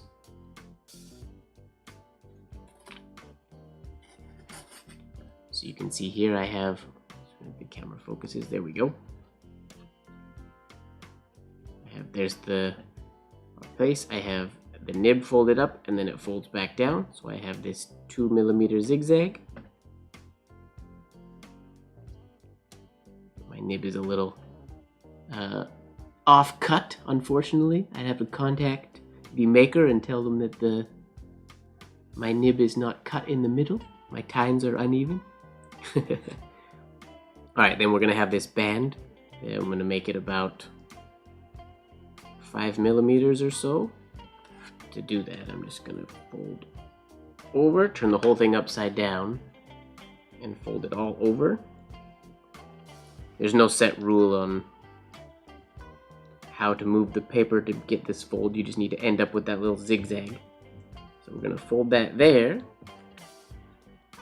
And then that same little 2 millimeters or 3 millimeters, we'll reverse fold again.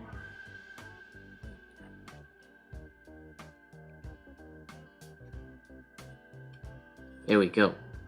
So if we look on this side, we have this little horizontal band.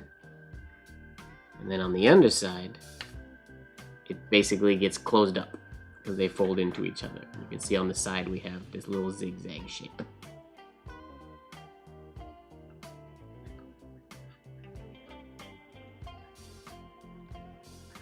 Zigzag! Okay, we got our zigzag shape. Moving on. Now it's time to create the nib shape. So we're going to flip this upside down according to the instructions. Now I apologize, my thumbs are going to be in the way a fair bit for this next little bit.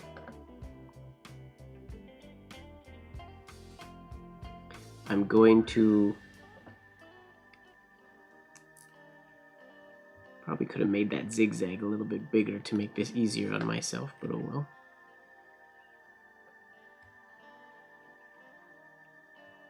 Okay, we're going to fold down. I'll show you the picture here.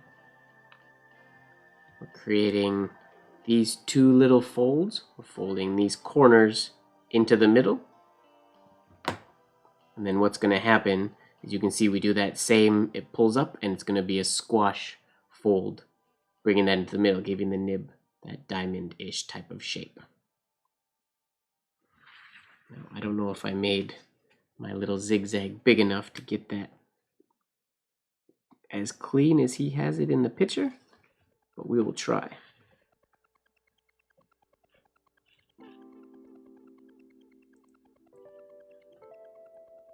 Okay, so we have that folding to the middle, and then what we're gonna do, how does he do that?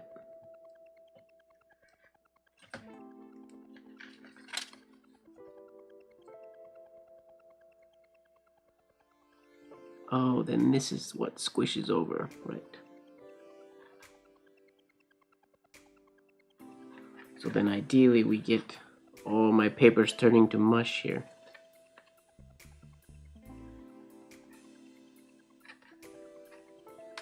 We should get a squish fold that comes from diagonally.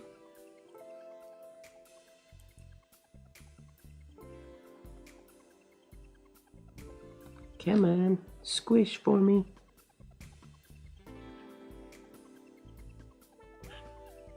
I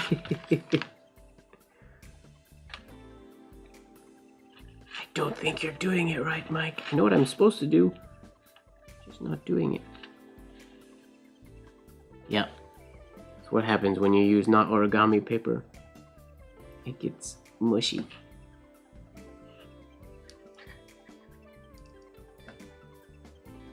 Here's what I want. There's the squish.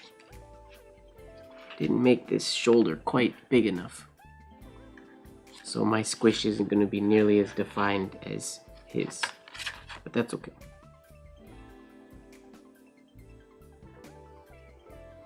I will not be defined by the definition of my squished paper. Is that right? Oh, come on. Okay, I'm gonna backtrack a little bit and see if I can make this,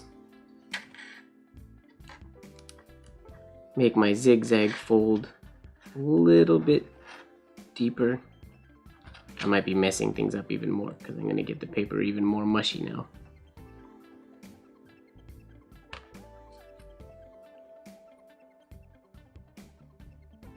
Well, we'll see.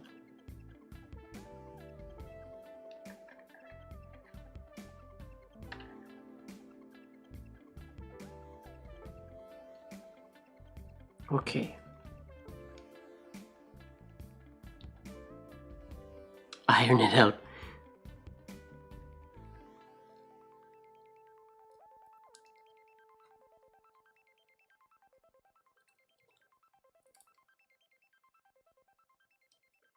There's what we needed to do. I don't know that I had it. Still not quite.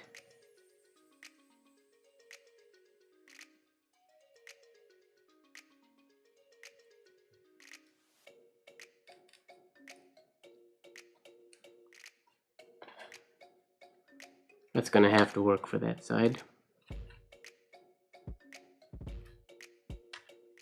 My paper's just getting a little too mushy over there. See if we can do better on this side.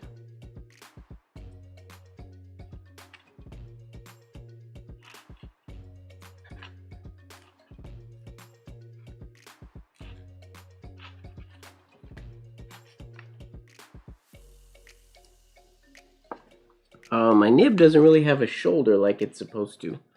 How does he... I don't know where I went wrong. It's the size of one of my folds is off.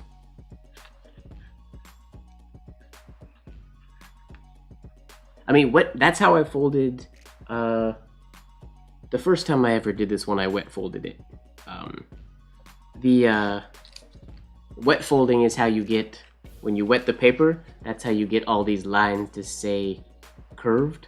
You wet the paper and then you mold it, and then when the paper dries, the sizing in the paper will dry and hold its shape much better.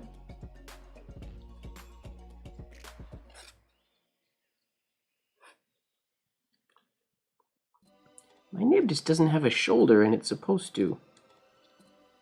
And I can't figure out why. I didn't really do anything wrong. One of my folds just isn't big enough, I don't think.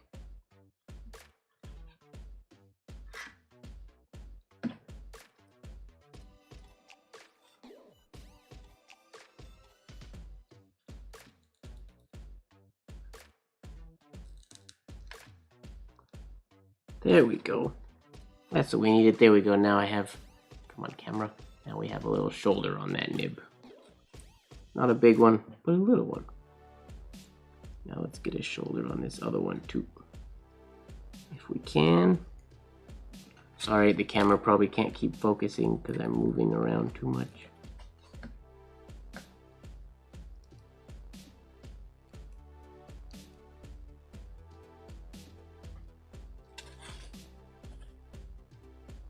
Wet folding origami is awesome. If you've never wet folded before, if you like origami and you've never wet folding is so cool.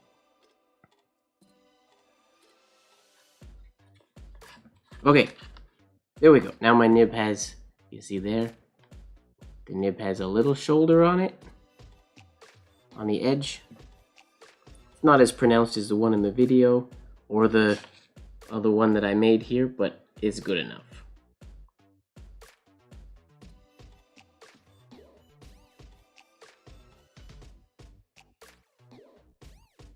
Okay, now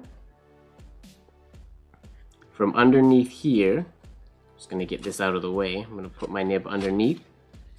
I'm gonna fold a line from about 2 millimeters in here, diagonal to this point up here.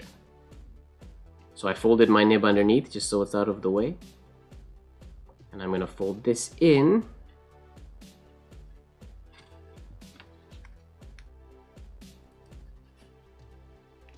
Like so.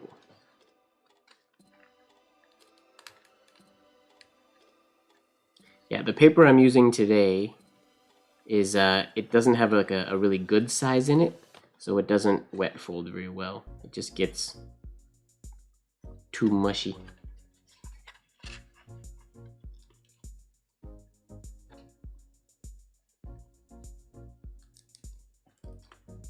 Does that just fold underneath like that?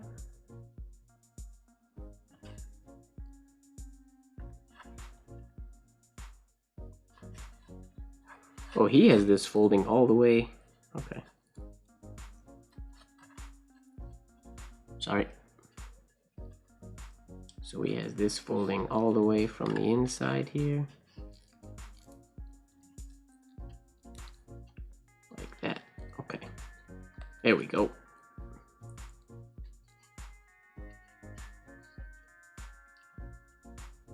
Cool. We do the same thing on the other side.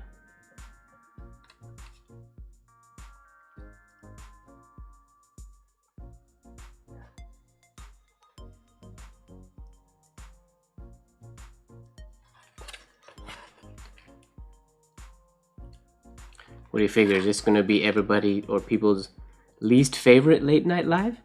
The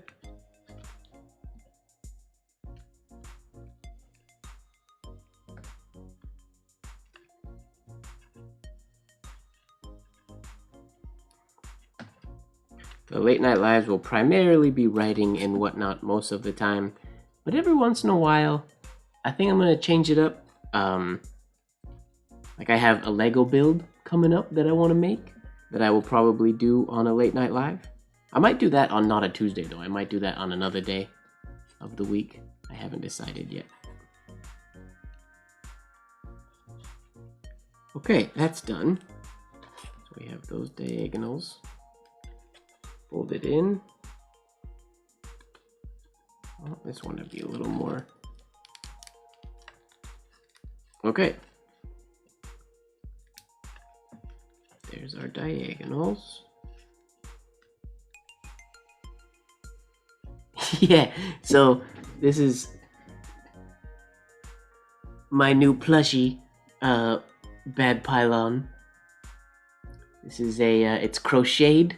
It's a crochet bad pylon that my sister made me. Super dope. Even the glasses are crochet.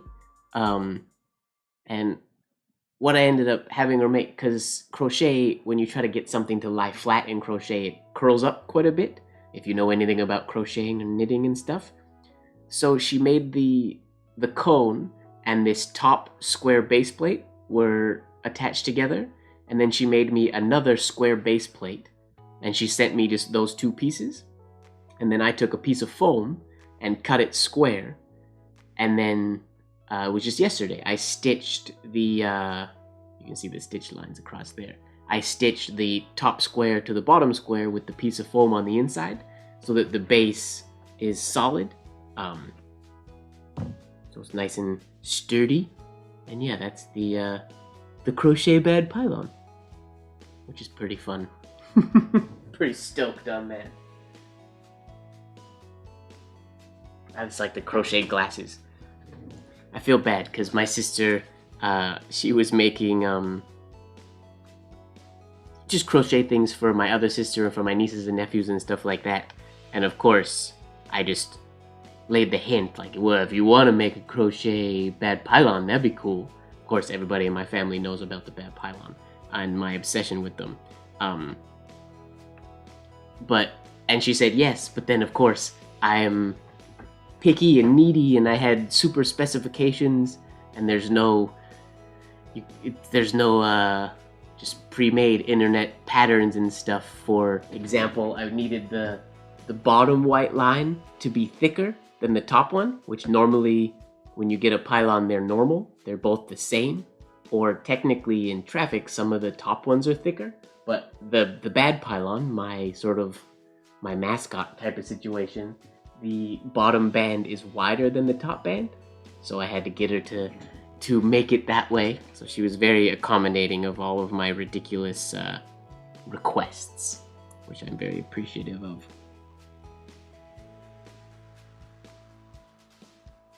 Okay, so here we go. Now the next step, we're pretty much done, I think. Now we're into the finessingness. Now we go this top bit and we round it.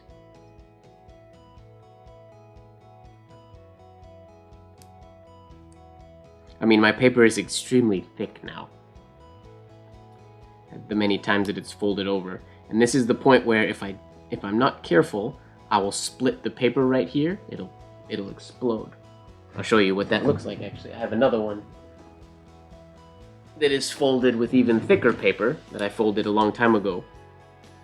And this one was wet folded, I think, if I remember, but over the years, this seam right here between those two pieces popped. So that could be why he adds that extra fold to stop that from happening, maybe. But so this one has come apart. It still looks like a quill, but technically there's not supposed to be a split there. That's supposed to be connected. And then if you use really, really good wet folding paper, you could wet it, basically clip it closed and let it dry, and then when you unclipped it, the whole thing would stay super tucked in, or in this tip part. Alright, let me zoom out a little bit. Now all I'm doing is rounding the ferrule here. I'm trying to go very cautiously so I don't bust that seam, because there's a lot of paper folded in there. But essentially, now these should just go wrap around like a pen would be, nice and round. here.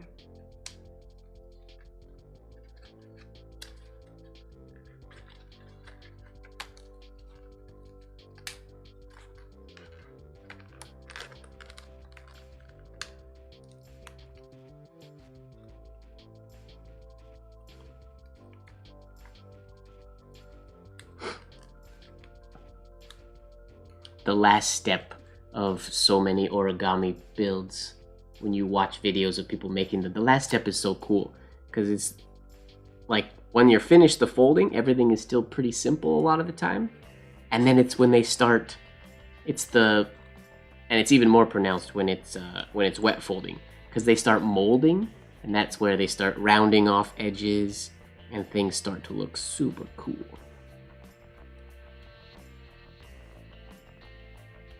Okay, I don't know how... Why is my nib coming apart like that so much? Does he have a... Oh, what's he got going on? Oh, no, that's right. Okay, so my nib just has to fold down too.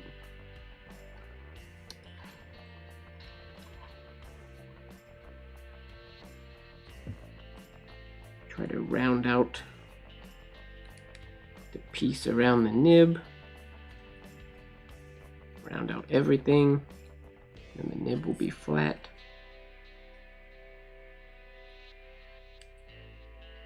In theory.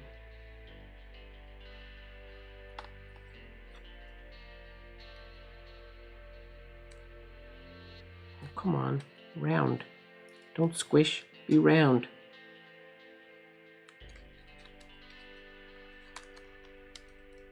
There we go.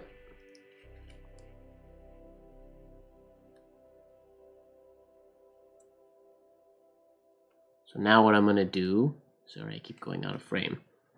Well, I shape the feathers.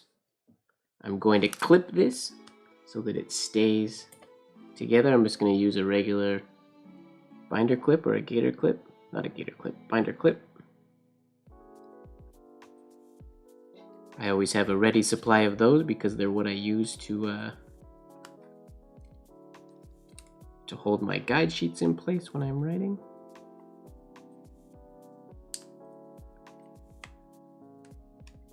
There, so we use that just to hold everything in place while I now style the feathers.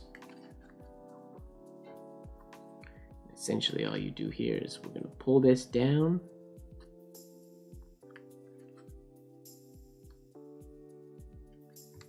Like that. Pull them away from the center. And that could essentially be called done, but it's way more fun if you give it some more organic shapes. And I'll show you what I mean by that. I have this do compound curves here.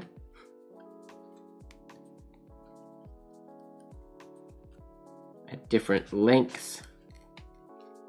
It's organic, so it doesn't have to be perfect. But if we get some curves in there, going in alternating directions,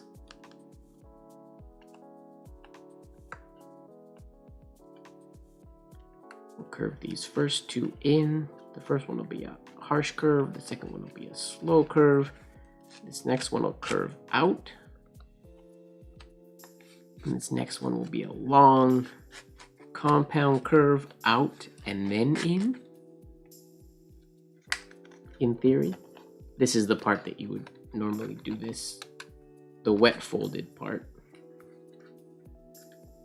And then you can also fold, like you finesse the top ones and then you finesse the bottom ones, and they all get shaped nicely.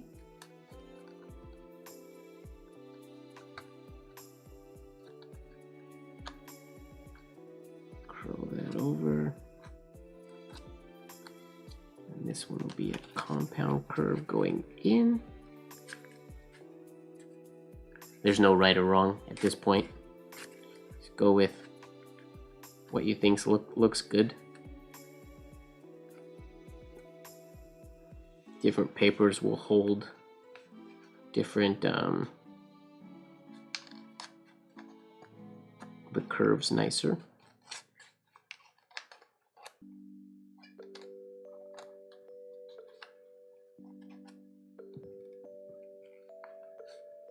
What do I want this one to be? We'll curve it in as well. Keep it symmetrical.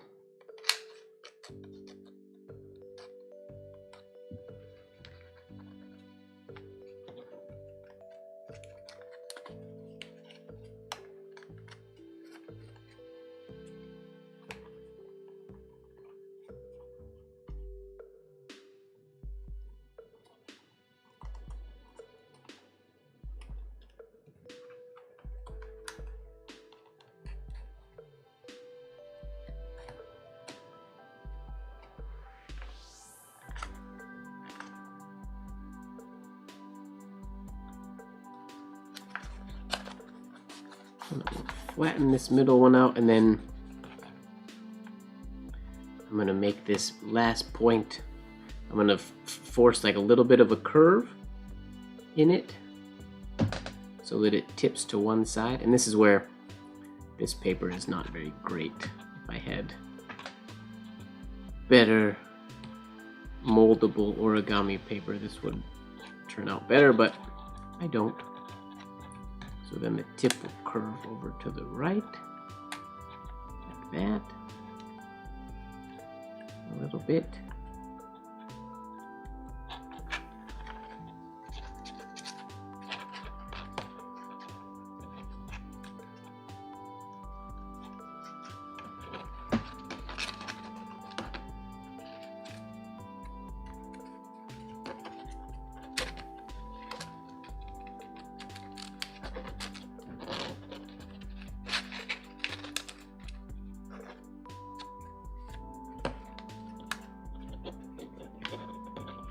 And essentially, ladies and gentlemen, there's our quill. All finished and ready to illuminate a manuscript.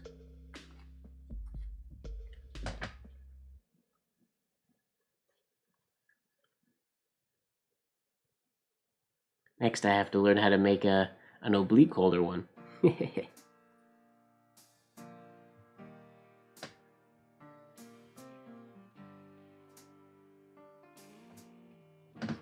There we go. Origami quill.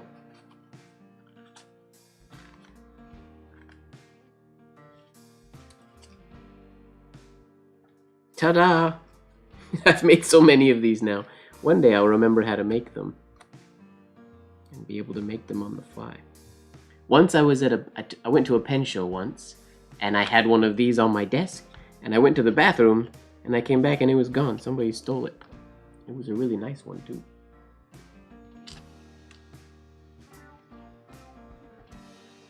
There we go. My end always looks not quite as nice as his. I don't know.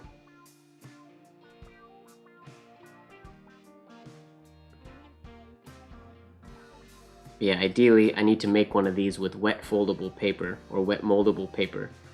And then I can wet mold this end to stay round. Can I do birds? I've never done a bird, but tell you what, I'm gonna take a quick break here. I'm gonna go off camera for 2 seconds, and I'm gonna come back, and maybe I'll try Google a bird, and maybe we could try to figure out how to do a bird. I will be right back in 2 seconds.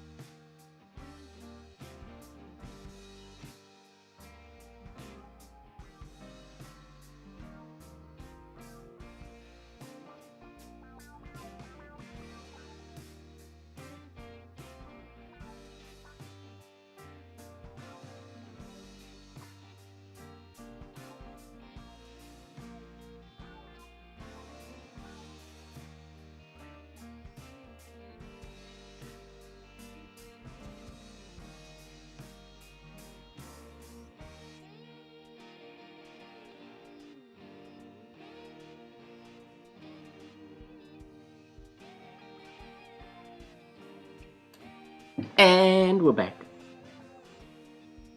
Didn't make it fly. Yikes.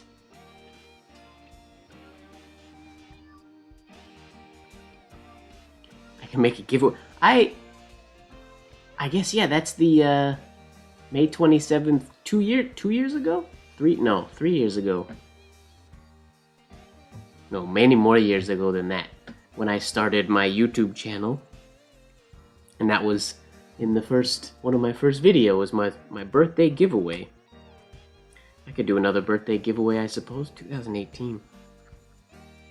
3 years ago. I guess, wow, feels like it was longer ago than that.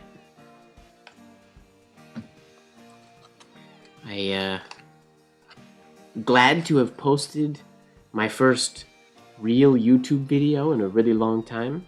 Not just YouTube live video. It's definitely been a while. I decided to make that ink video just to get it out there, to sort of rip the band-aid off, because it's been a long time since I've posted a YouTube video. I gotta get back into the habit of making them again. Okay, there we go. We'll put that aside, and we will... Is there a bird? Can I find a bird? What up, Ashok? How's it going?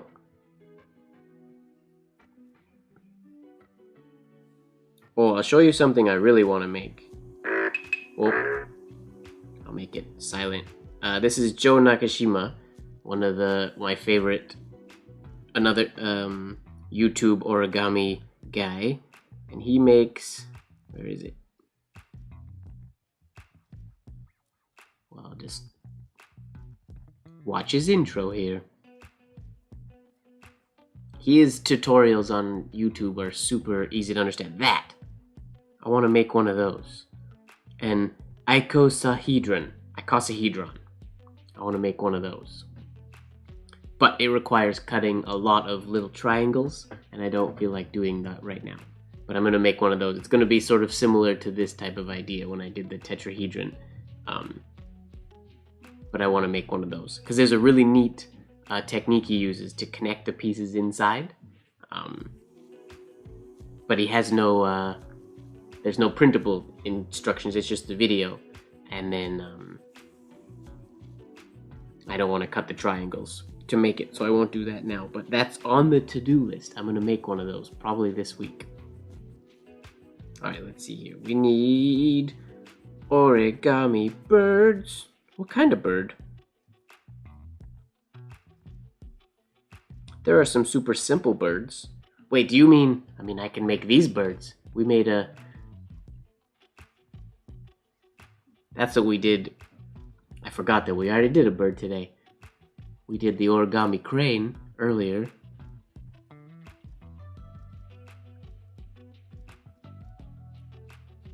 What other kind of birds?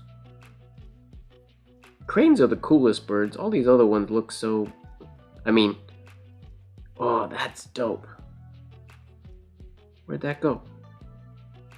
I saw a thumbnail of an origami raven that was really cool looking.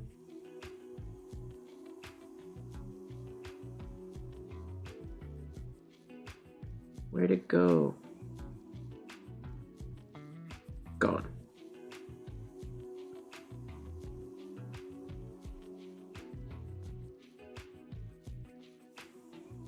The origami swallow looks pretty cool. Oh, probably can't focus on that. That's cool.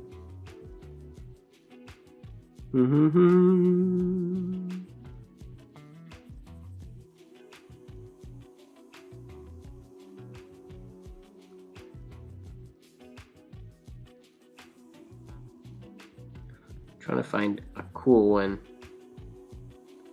Come on, origami bird. Give me a cool origami bird.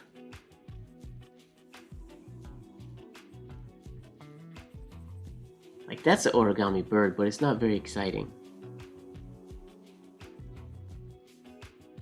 We gotta go harder than that. We gotta go all out. But it requires, I think, a little bit of research on my part. I didn't plan ahead for this video all that well. choose the one. I thought about that earlier, somehow doing a bird that looks like a flourished, like the flourishing birds.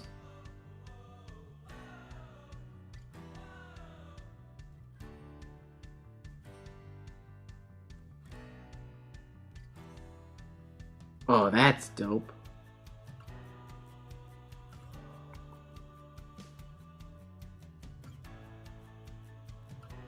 Oh, that doesn't show me instructions, it just shows the bird. Darn it.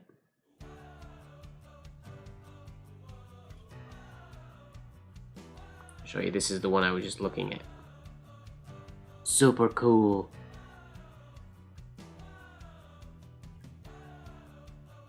But it doesn't give me instructions. It's just a showcase. It's from a magazine that I don't have. Poor planning, Mike. Poor planning. Oh, wow.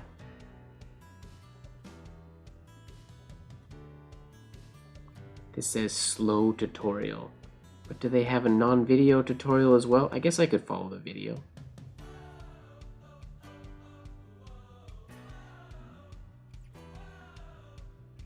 Okay, I'm gonna try to follow a tutorial. What up, Nikki? This is a really random live compared to my normal ones. Usually we're writing. Today I decided to take a break from writing and we folded an origami bird and a quill. I don't know how long you've been here, if you saw any of those. And now I'm Googling birds other than cranes to do in origami, and I'm gonna follow a tutorial, I think. I wish this guy had not just a video tutorial. One day I really want to make this frog, but it's super challenging and you need to start with like a really big piece of paper. Alright, you know what? We're gonna go without music, without sound. I'm just gonna try to follow this dude's directions. This might be terrible. We'll see how it goes. We'll do a colored bird. What color should my bird be? What do you think?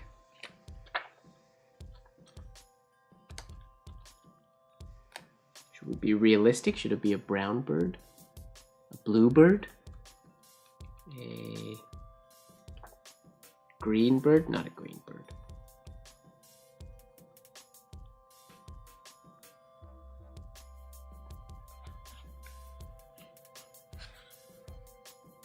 Thank you very much. The quill's fun. I wish I didn't design it. It was designed by, I don't know if I say his name right, but one of my favorite origami designers, Hoàng Tiến Quyết. Again, that's probably not pronounced correctly, but he's dope. I linked his Instagram in the description of this video if you feel like checking it out. Alright, now I'm going to try to watch this video silently and just see if I can follow along with him as he goes. He unfortunately is not showing diagrams as he's teaching, so that could be problematic eventually.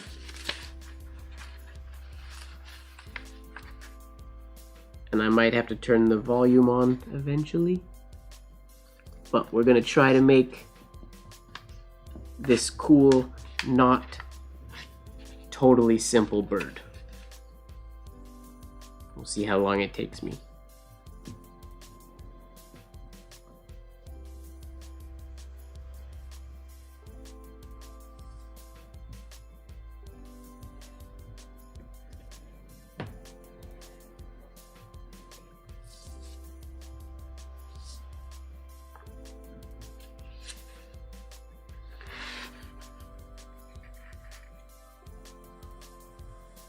Okay, trying to keep up with him on the video, but also be precise and not get my head in the video. What up, Kanika? Welcome. We're working on a bird currently. Trying to see if we can't flourish, an origami bird. Oh, that would be cool. Origami bird flourish. Paper folded into an origami bird. That would be dope. Okay, now what's he gonna do here? Okay, I should definitely be listening to him talking. Oh, maybe I can turn on subtitles. That's a good idea.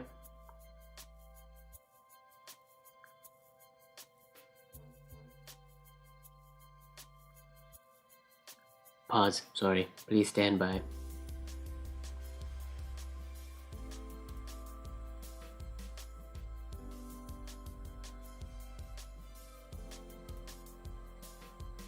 What?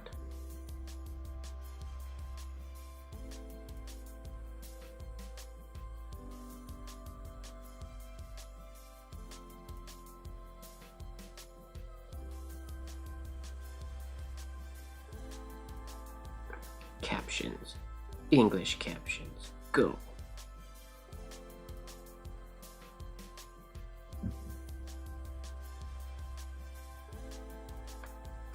Okay. We're rocking now. We're cooking with gas. I've never done origami on any of these videos before. It's always just penmanship or penmanship related stuff, but I was in a random mood today and felt like I would try something different. I mean, I really like origami and I haven't done it in a while. So I figured tonight we would do some origami.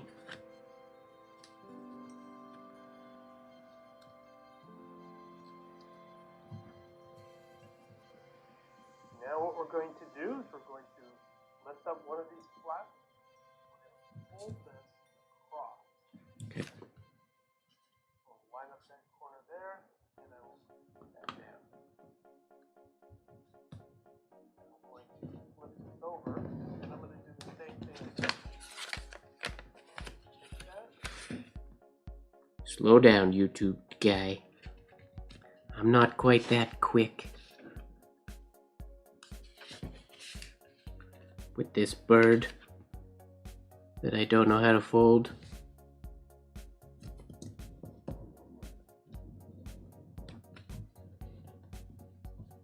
Something new. I would like these videos to be something new. Same with my YouTube channel in general. Now that I'm starting posting videos again, it's gonna be quite random. It's gonna go back and forth from like carving to foiling, writing, all sorts of different origami stuff.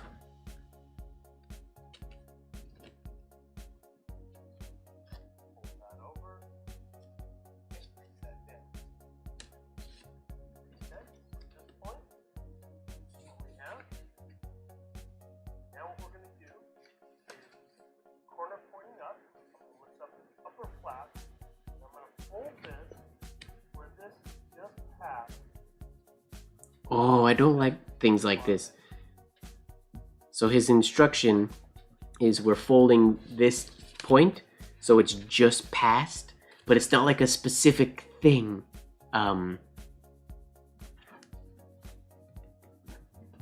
It's just past.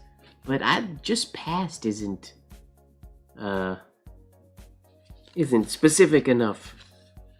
Ah, Rose, I have a Lego build up there, but I have an Austin Mini, a vintage Austin Mini Cooper expert. It's called expert Lego build that I'm gonna do, but it's green, and I wanted to make it in black instead. So I ordered all the pieces to replace the green parts with black parts, so that I can make a black one. But I was missing 6 pieces, and I just today actually placed an order. From a Lego shop in Germany. Actually, there's only one place that had the 6 pieces I needed. So they're gonna, once those shipped here, then I'll do that Lego build as well. Eventually, it'll take some time. Are these the same? Yeah. Okay, I don't like this just past situation that this guy's talking about. Because how do I know that it's straight? Going below. We're going to flip this over. This is where Mike is a little too not OCD, but a little too OCD. I can't just randomly make a line and have it potentially be even. So we will use a ruler and we will make a fold at 7/8.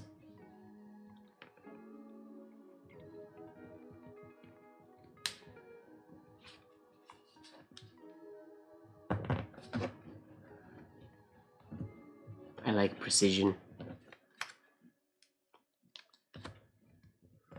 I'm not OCD, I'm just meticulous.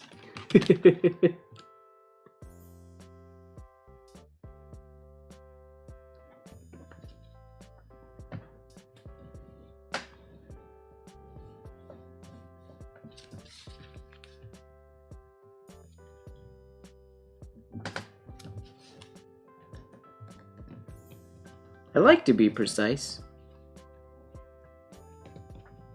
And oftentimes there's folds in origami when they're just like, and you just fold this so it goes a little bit past this, and it drives me crazy. Because a lot of builds, a lot of really good builds, you'll get reference points, or you can find out exactly where a line should meet up to give you the best end result. But that just goes to show that this bird is probably not super precise once it's finished.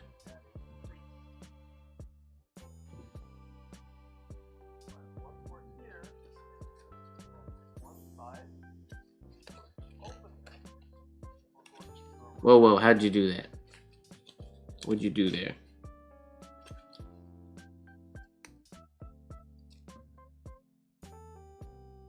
I'm not paying attention.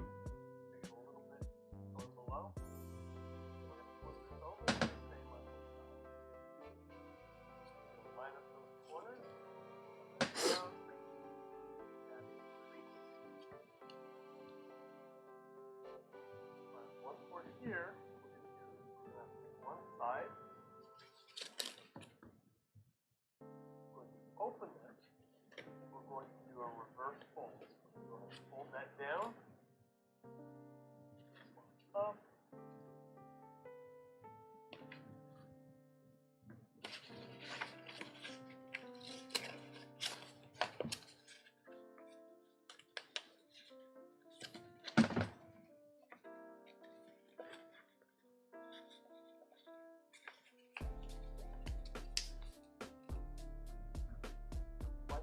Did I do that right? Yeah.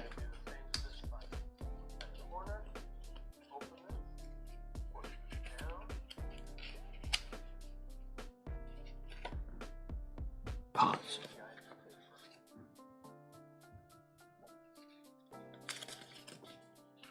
A lot of origami folding. Like I said before, I'm not super good at origami or anything, but a lot of the folding gets a lot more intuitive once you understand how the folds work. When you see somebody do it, you understand sort of what they're trying to create or how the paper squishes.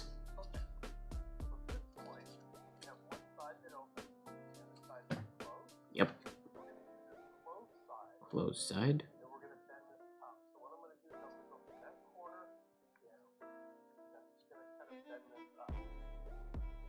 Oh, he did it again.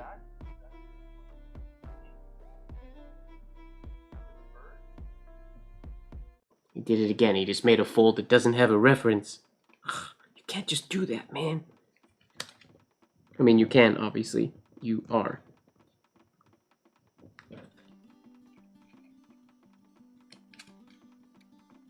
Well, this is a pretty song. This is like folk music. Hey, Jagruti, you didn't miss much. You missed, we started off with a crane to get warmed up. And then we folded this quill. And now we are trying to fold a bird that I've never folded before. So I'm following a video here. I wish I had pictures that I could follow, but this is just a random, I googled origami birds, and this guy's video came up. And it doesn't look too bad, so we'll see. Sorry, Wow. I didn't understand.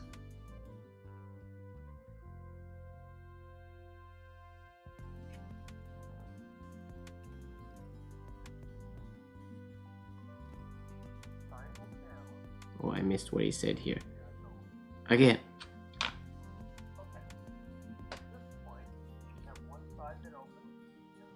This paper is really thick.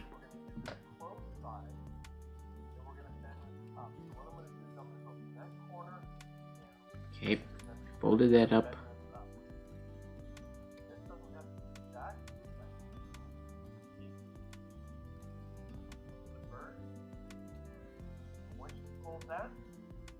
Open that. Triangle down. Go right to the middle. Open it. We're going to do a reverse fold. Okay. I think I know what you're saying, Mr. YouTube origami guy.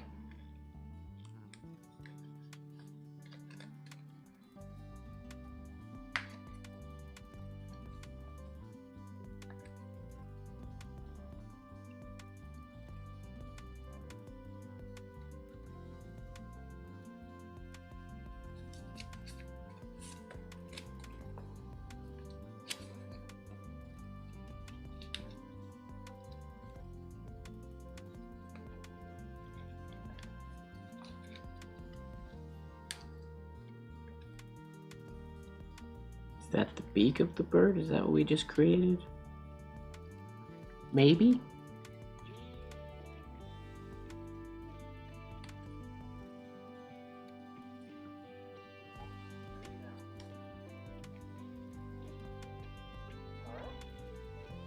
Now we're going to work on the wing. Bottom, flap here. This flap. Up. Body down. What we're going to do is first we're going to work on the neck. What? He has all these folds that don't have any rules. He's just folding them wherever.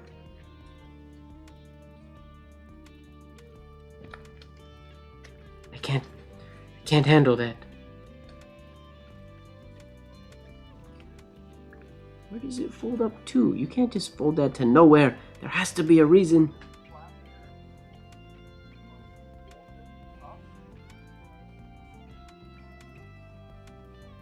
All the way to the... Okay.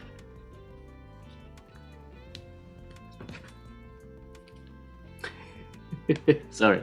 This is a video of just me off screen folding.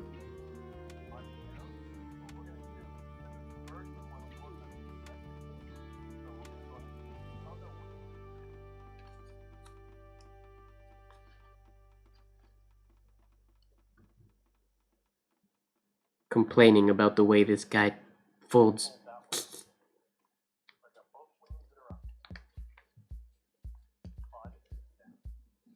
Oh, it's kind of starting to look like a bird. We're going to fold it right in that center point, just above the head. Just above the head. What does that even mean? Just like that. Okay. Got you.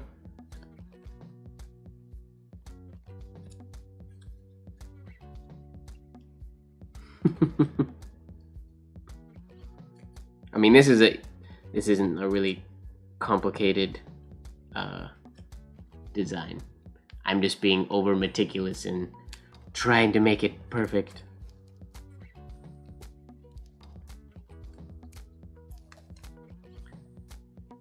Just being a perfectionist for no real reason at all.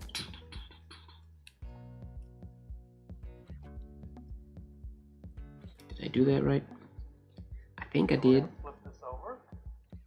We're going to do the same thing on this side. We're just going to kind of line that up. So that one is, and that one's pretty good. Oh, see? That's exactly it. He said in line with the head, but he folded it above the head. Man, Mr. YouTube guy. I don't know about your instructions here. These little things make a difference.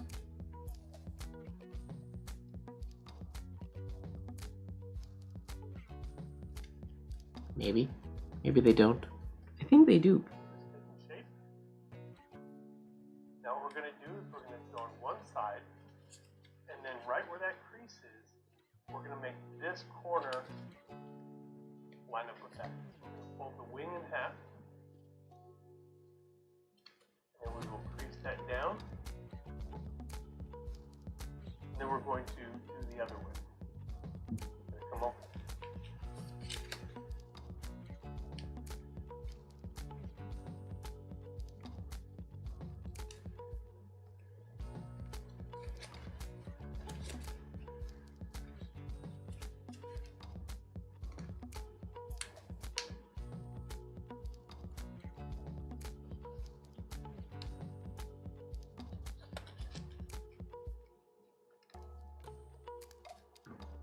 Here, lift up this wing, find that same point, Okay, we folded our wing up.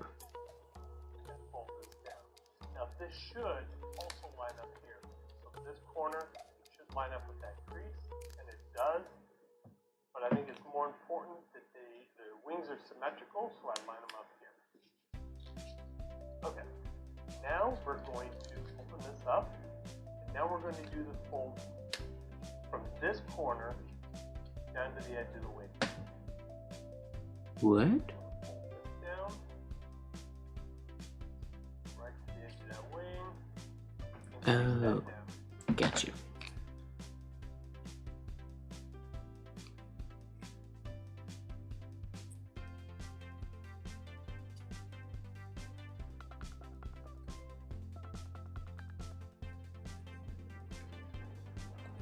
I'm just assuming I'm doing this right. I don't actually know if I am or not. It looks like his, so I think it's right.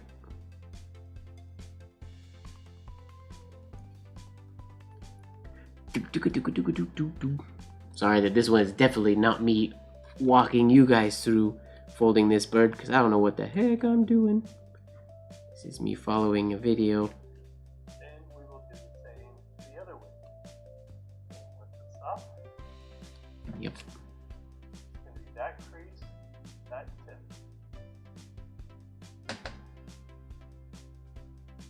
Yeah, okay. We did that right.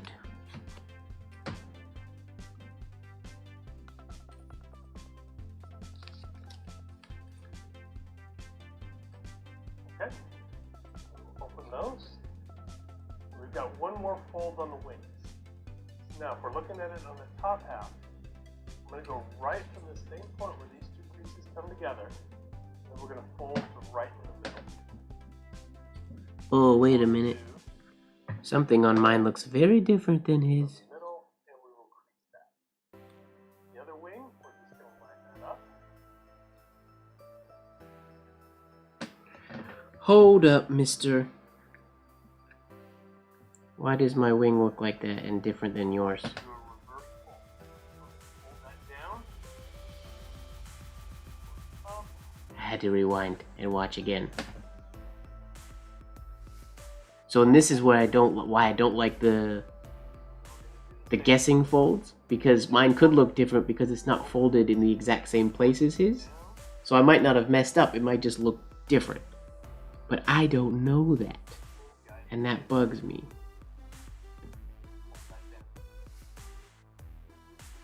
Okay. So at this point, we have one side that opens, the other side that's closed. We're going to use this closed side, and then we're going to bend this up. Oh, this is taking way longer than it should. Sorry. Not exciting video. This doesn't have to be exact. This is actually going to be the beak of the bird. So once you fold that, we're going to open that, triangle down. We're going to go right to the middle. We're going to open this, and we're going to do a reverse fold.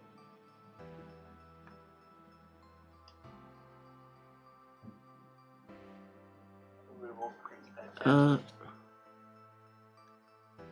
No, I did that. Alright. Now we're going to work on the wings. So what we're going to do is bottom, we're going to take this flap here. We're going to fold this up. Moving the body down. What we're going to do is, because it's a bird, we want to work on it symmetrically. So we're going to go ahead and take the other wing Sorry. and fold that one. Not exciting video. Enjoy the music, everybody. Body and down. Alright, so at this point what we're going to do is we're going to take one wing and we're going to fold it right from that center point just above the head. Center point just above the head. Just like that. Yeah. Oh, maybe it is the same and I just couldn't see Do the same thing on this side. because of the lighting. Kind of line that up. So that one in.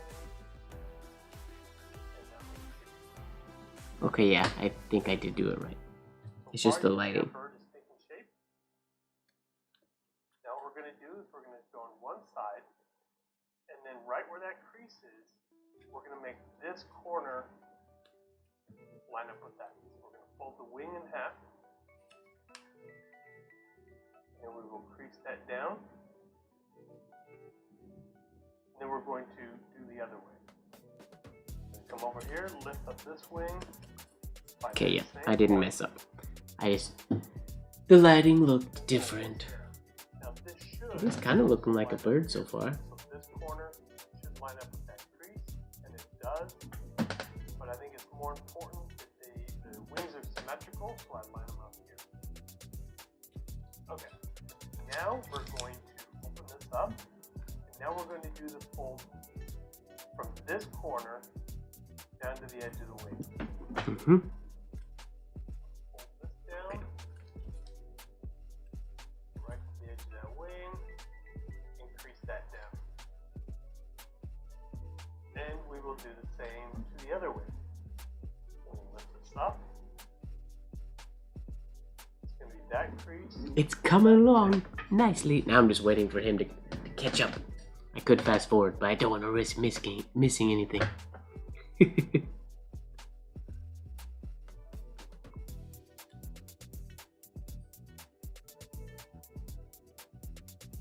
Okay, did that. Okay. This is where it started to look wrong. So we've got one more fold on the wings. So now if we're looking at it on the top half, I'm going to go right from the same point where these two creases come together, and then we're going to fold to right in the middle. So we're going to down there. Say that one more time. I wasn't paying attention.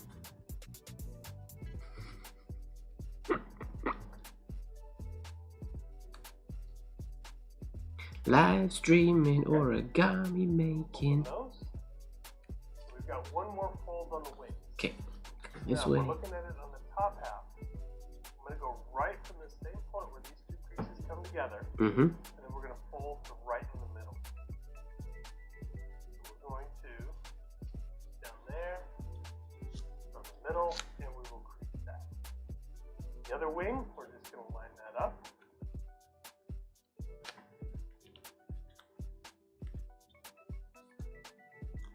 There we go. So if we open this up, we've got all those bends. They should look symmetrical. Alright, now to form the wings. This looks like bat wings. All of a sudden. Last crease here is when it goes to the tip. What we're going to do is we're going to fold a little triangle, starting from right about there to about. So we're going We better finish this before it hits midnight, mister. from the middle, and we will crease that.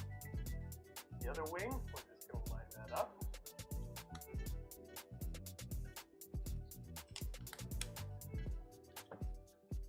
There we go. So if we open this up, we've got all those bends. They should look symmetrical. Alright, now to form the wings. What we're going to do is we're going to start on this outer edge. This last crease here that when it goes to the tip. What we're going to do is we're going to fold a little triangle, starting from right about there to about halfway up the wing. And we're going to fold it under. So I'm going to go under, right about half the wing, and I'm going to squeeze that down. Now I know this part can be a little frustrating. Oh, he did another one. We're gonna fold this for right about there. I can't. It's frustrating.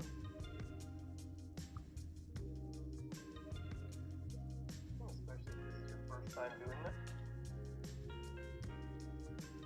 It's only frustrating because I don't want to do it randomly.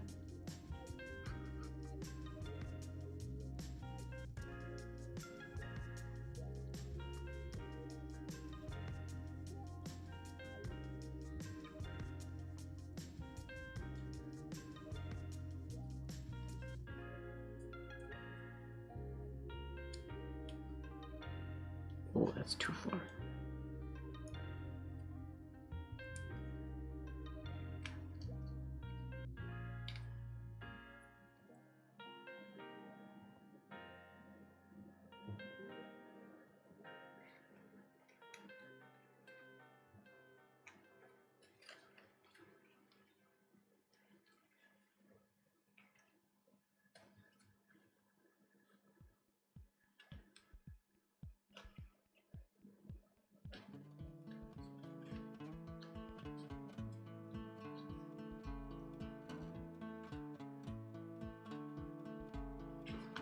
But that makes that go over that way. That can't be right. That's what you did. I just don't like it.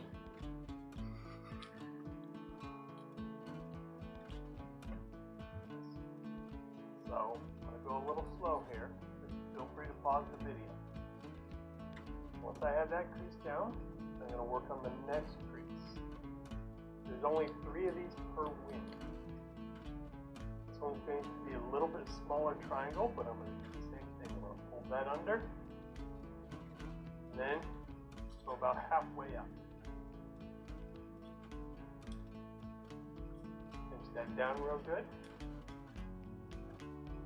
And out. Then I'm going to do the last one. This is right where the paper comes together. You'll see there's a crease there.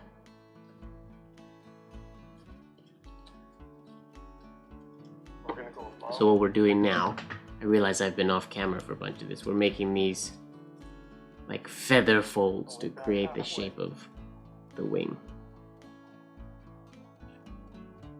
Okay. And we're going to end up opening this up, so I wouldn't worry too much about the paper underneath. That's actually going to pull the wing down. You'll see in a minute. Okay, once we have that, we're going to go to this.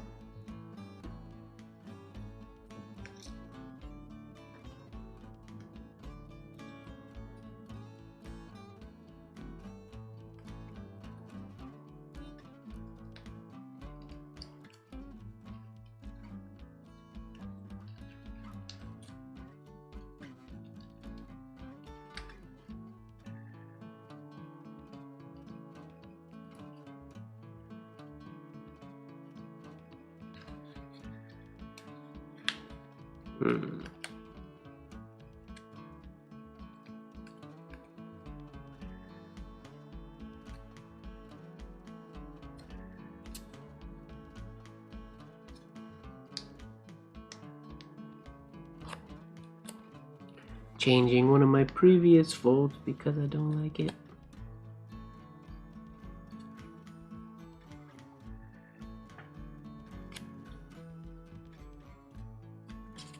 That should be better.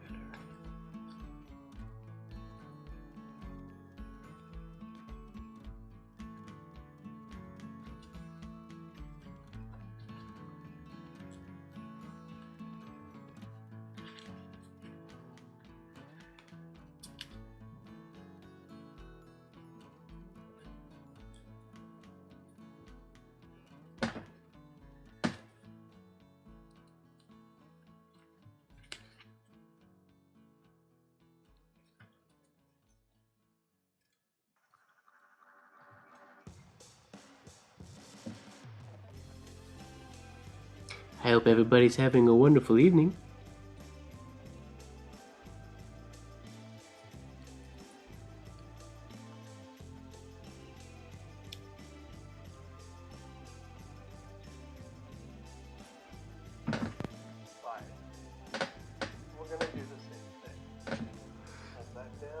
That actually ended up looking, that wing looks pretty cool. Halfway. Go to the next crease. That one down.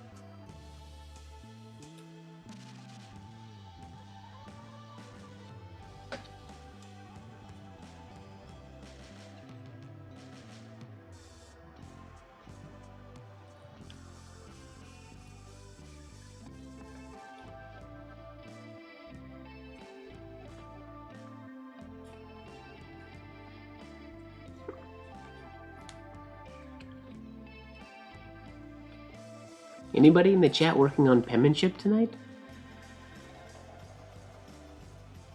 Drills or ovals?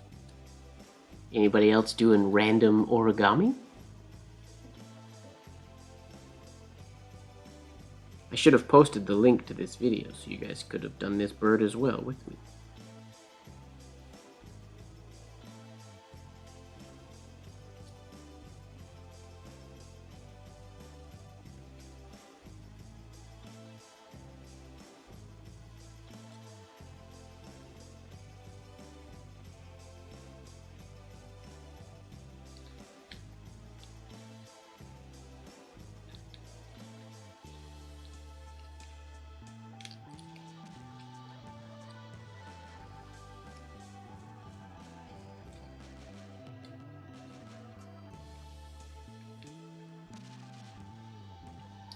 Having a random craving for ice cream.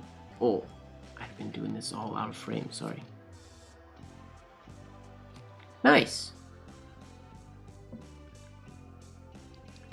Cranes are fun. I need to relearn.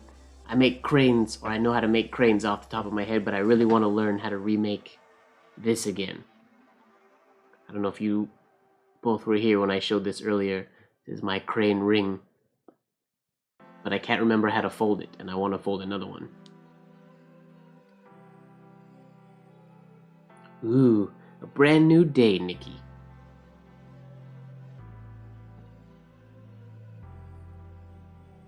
Off work, you can do anything. The whole world is your playground. Well, I recommend origami.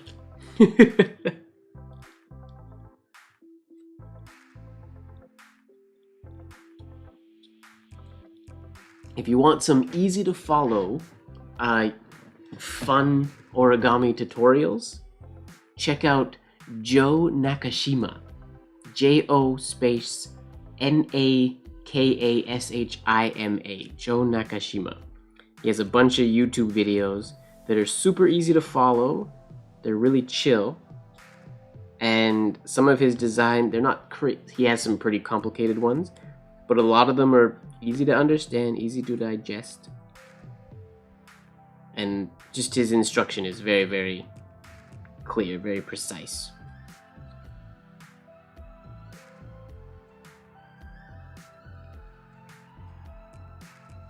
Yeah, the wings actually look like wings, getting this little bit of roundness shape into them. This is where wet folding would be dope. I don't know that I've ever wet folded tant paper before.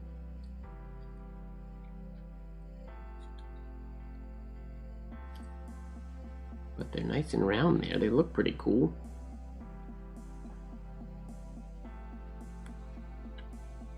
Yeah, he made a, that was his latest. He made a chess set. I'm planning on, I want to make a set like that for fun. Alright, what this guy got next? And go to the last one.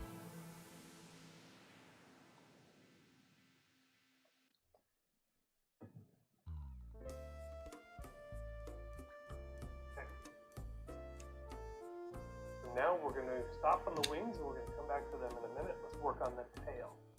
So the tail, if we lift up the wings, this little triangle piece here, see where the paper lines up here, this edge, what we're going to do is we're going to fold this back right along that edge. And we're going to give that a good crease. Ah, got you. Fold this back along that line. Give it a good crease.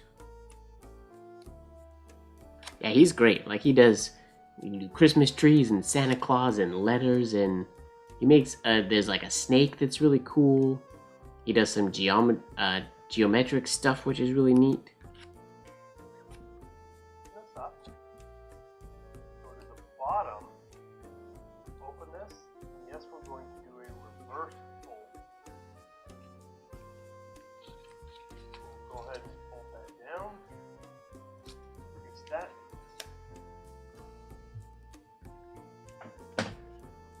That we're going to open this, push it back out, and now what we're going to do is we're going to take these two edges and we're going to squeeze them together while pushing down at the top. So I want these tight together, top of the wing, push that down, and make sure it goes all the way to the top. We're going to fold this down, give this a good crease. Squish fold. Okay. Now we're going to open up one side, fold down the other side. What we're going to do is we're going to take this edge here, and we're going to fold it just past that center line crease. Hold up. Give me 2 seconds to clean up these folds a little bit. Note to self: next time I do origami, set up the camera so that it's not exactly straight down. I have to set it up at a slight angle so that I can get my head a little bit closer. And I can work closer to myself without being totally out of frame for you guys. Okay, what did you just say, Mr. Man? Uh-oh. 1 minute to midnight. I don't think I'm gonna go blacklight today. Open up one side, hold down the other side. What we're going to do is we're going to take this edge here, and we're going to fold it just past that center line crease. We'll go there, just past, and it's going to come up to the top here, and we're going to crease that down. And this is something we want a good crease on. So you can go ahead and use your nails, crease that down. Then, with your fingernail, or if you have one of the origami tools, Just past the center line?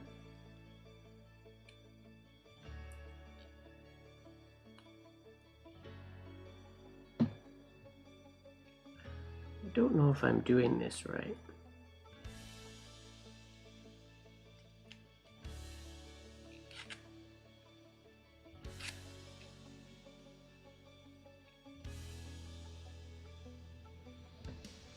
you're going to push this out. Make it go just beyond. Blacklight turned on. But I think I'm gonna keep working on it because the bird doesn't glow. So I think we're gonna, maybe we'll forego blacklight folding today. This glows.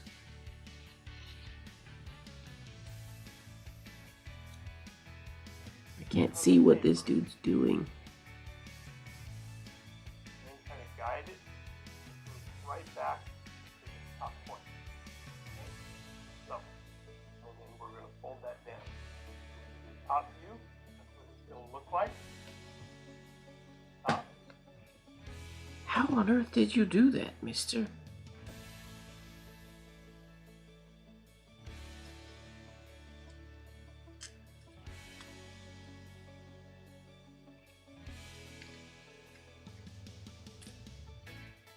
Oh, gotcha.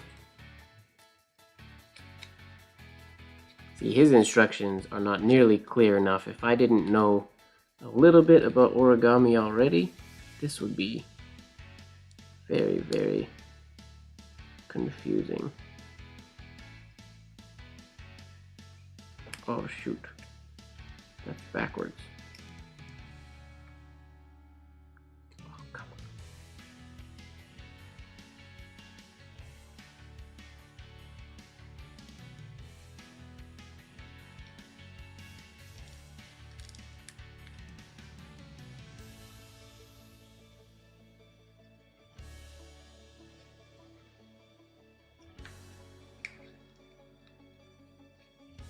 on.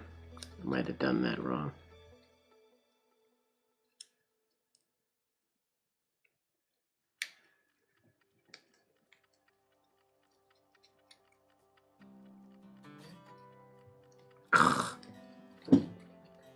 That's not right.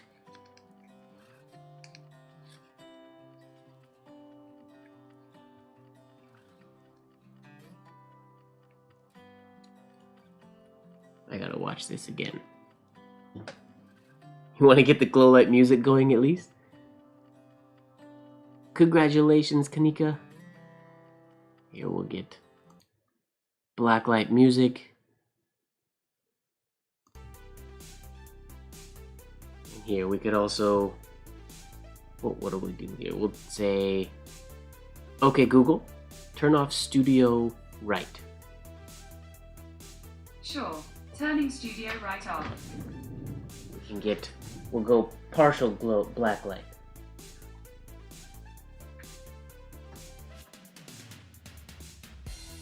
I'll still be able to see.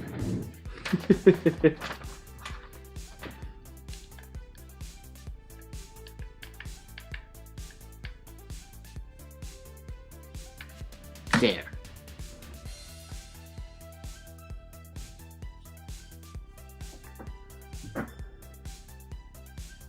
Wait, is it?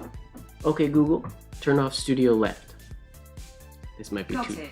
Turning off studio Oh. left. This might be bright enough. I might be able to make this happen. Maybe. This adds a whole new challenge to everything. You guys can't see what I'm doing now, though. No, that's probably no good. If I was folding with this paper, with the white paper, I would keep going, but you guys can't see the bird now. So we'll say, okay, Google, turn on studio left. Sure. Turning on studio left. It will be a half black light.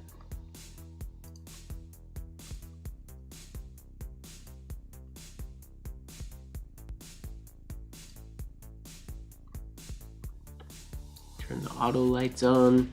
There we go. Half black light. Just a little glowy.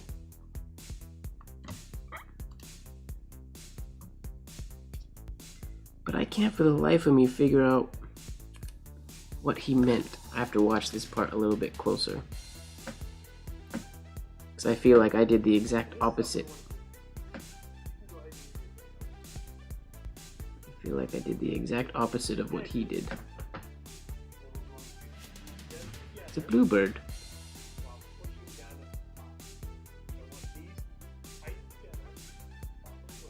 Okay, then what did you do? I did that part, right?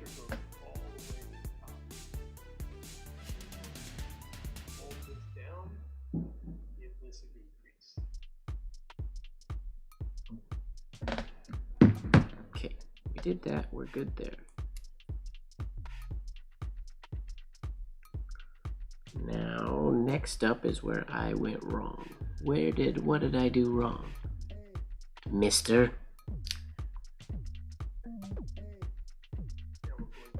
Open up one side, fold down the other side. What we're going to do is we're going to take this edge here, and we're going to fold it just past that center line crease. Oh! Gotcha.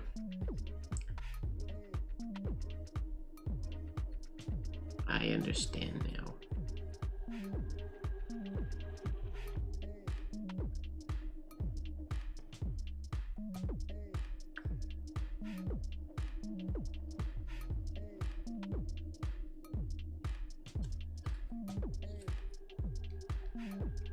Maybe.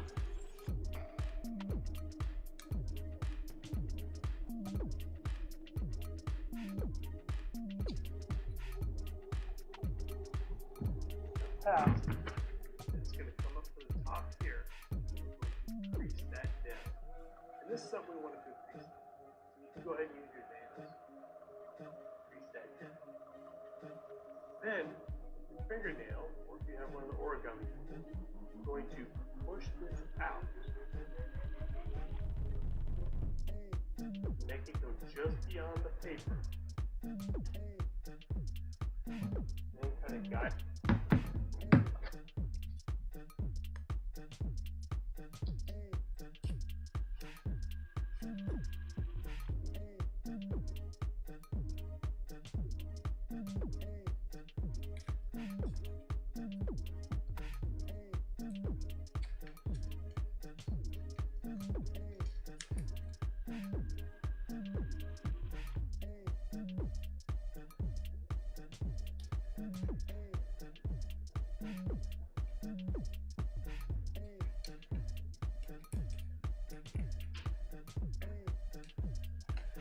No, that's upside down. How are you doing that? I don't understand this guy's instruction. His bird is all beige and I can't see what's going on. Right back to the top point. Watch it again. There, just that. Make sure it goes all the way to the top. Hold this down. Give this a decrease.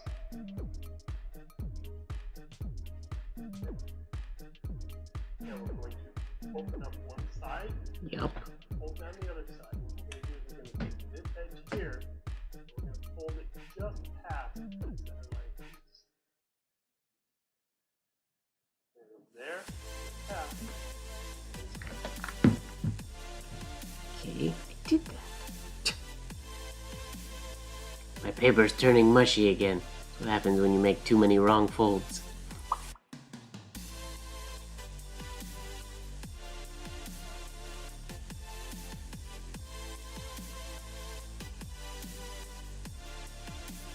I go just past.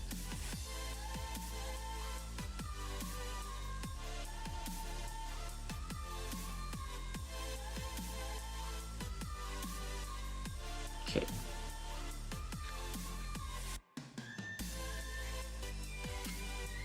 Come up to the top here.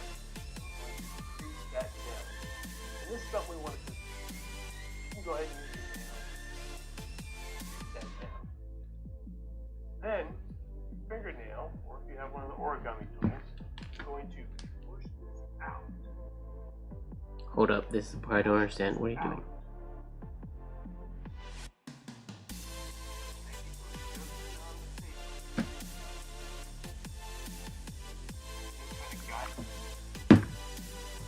What?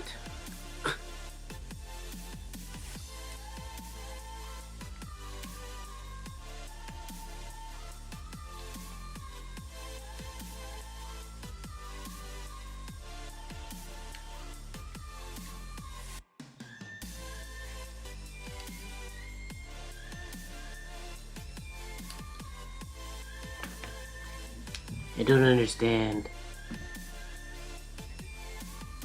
Right back to the top point. Okay? So, we're going to fold that down. We'll give you a top view. That's what it's going to look like. Top. Underneath. You just kind of give it a little fold there. Alright, once we have that, we're going to flip this over. Okay. I know what the final thing is supposed to look like, so I'm just gonna skip those steps that I don't understand you doing and figure it out myself.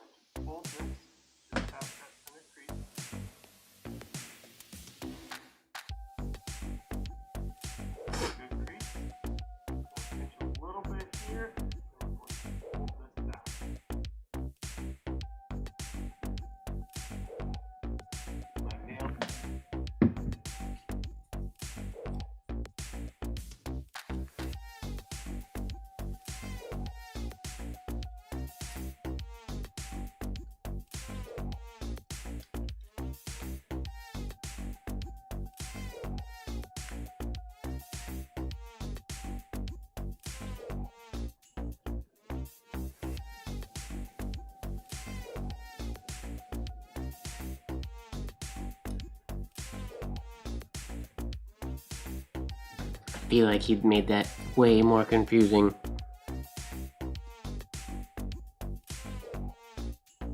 Or I just did it super wrong, but no. That's what he did. It looks right, whatever it is.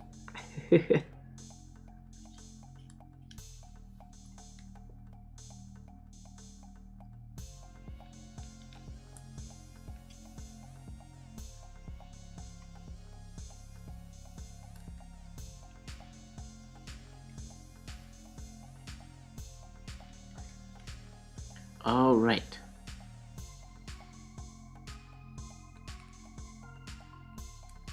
Sorry that this is not the world's most exciting live stream. At least the music's exciting.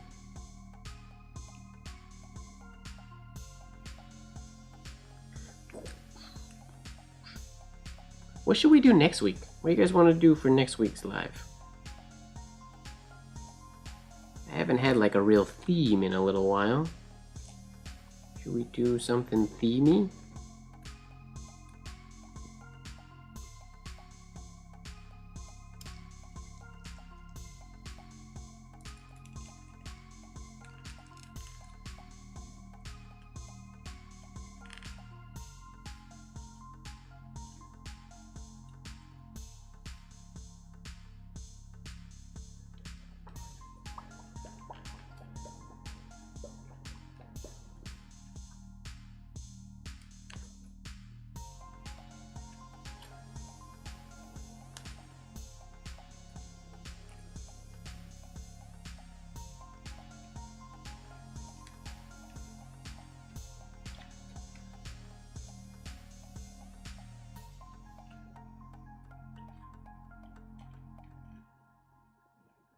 There. Tail? Oh, you guys can't really see it because of the lights, I guess. Looking alright. That took way longer than it should have for that tail. Okay, what do you got next, dude? Alright, at this point what we're going to do is we're going to reshape it. So we're going to recenter that. Pull that down. That's going to be kind of, that's our tail. Okay. Now let's go back to the wings. So in here, this inner piece of paper here, what we're going to do is we're going to fold this down, and then we're going to crease it right along the top of the body. Put this piece of paper underneath, we'll line it up to that, crease that down, just like that. We're going to do the same thing to this side.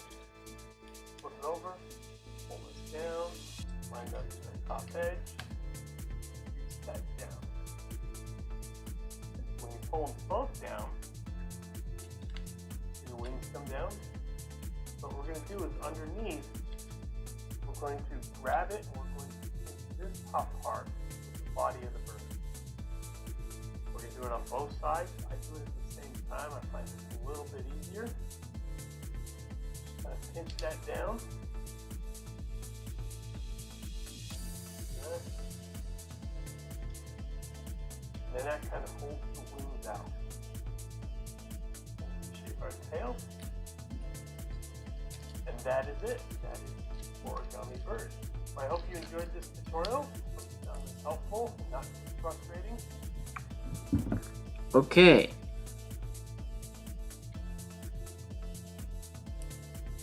Unless I missed something. I don't think I did. I think we got everything.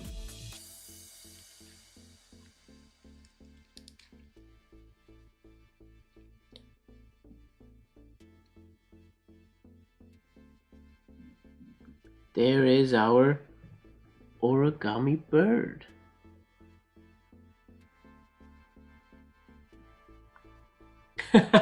We could do an egg carving live.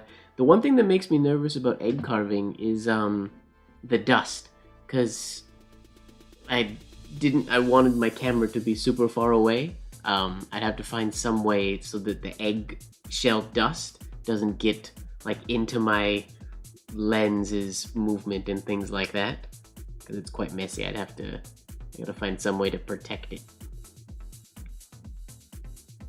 Here we're gonna, okay Google, turn off glow light.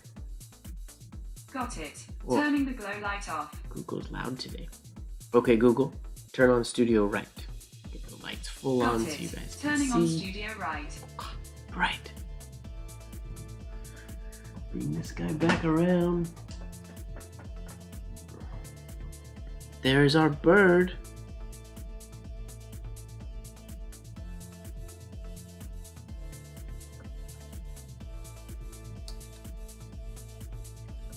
Flap, flap, flap, flap, flap, flap.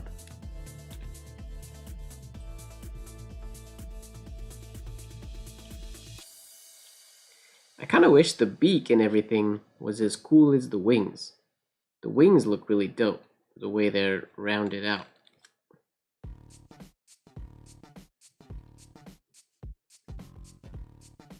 Bird. This one could fly. Well, I don't know if it would fly if I threw it. I kind of doubt it. Yeah, I wish like I bet you there's another version of this bird on the internet that has more going on in the face and body area. I'll have to see. I'm gonna do some research on some origami birds and see what we can find.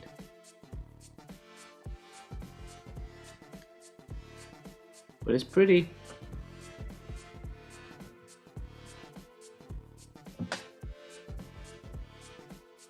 Star Wars idea. Who had a... Oh, wait. Ooh. Is there a live? How close to May the 4th do we get for a live? What day of the week is May the 4th on? May.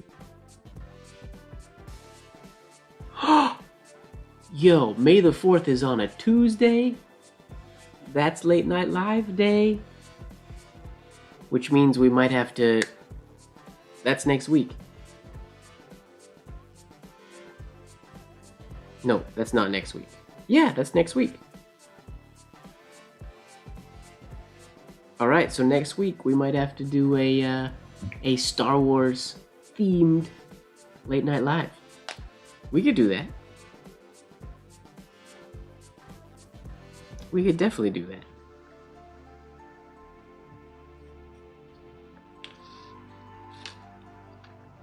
This bird needs a way to stand. It needs legs. Or to perch. Like that. So I can balance it. It's like a hummingbird, kind of. And there's the crane we made at the beginning.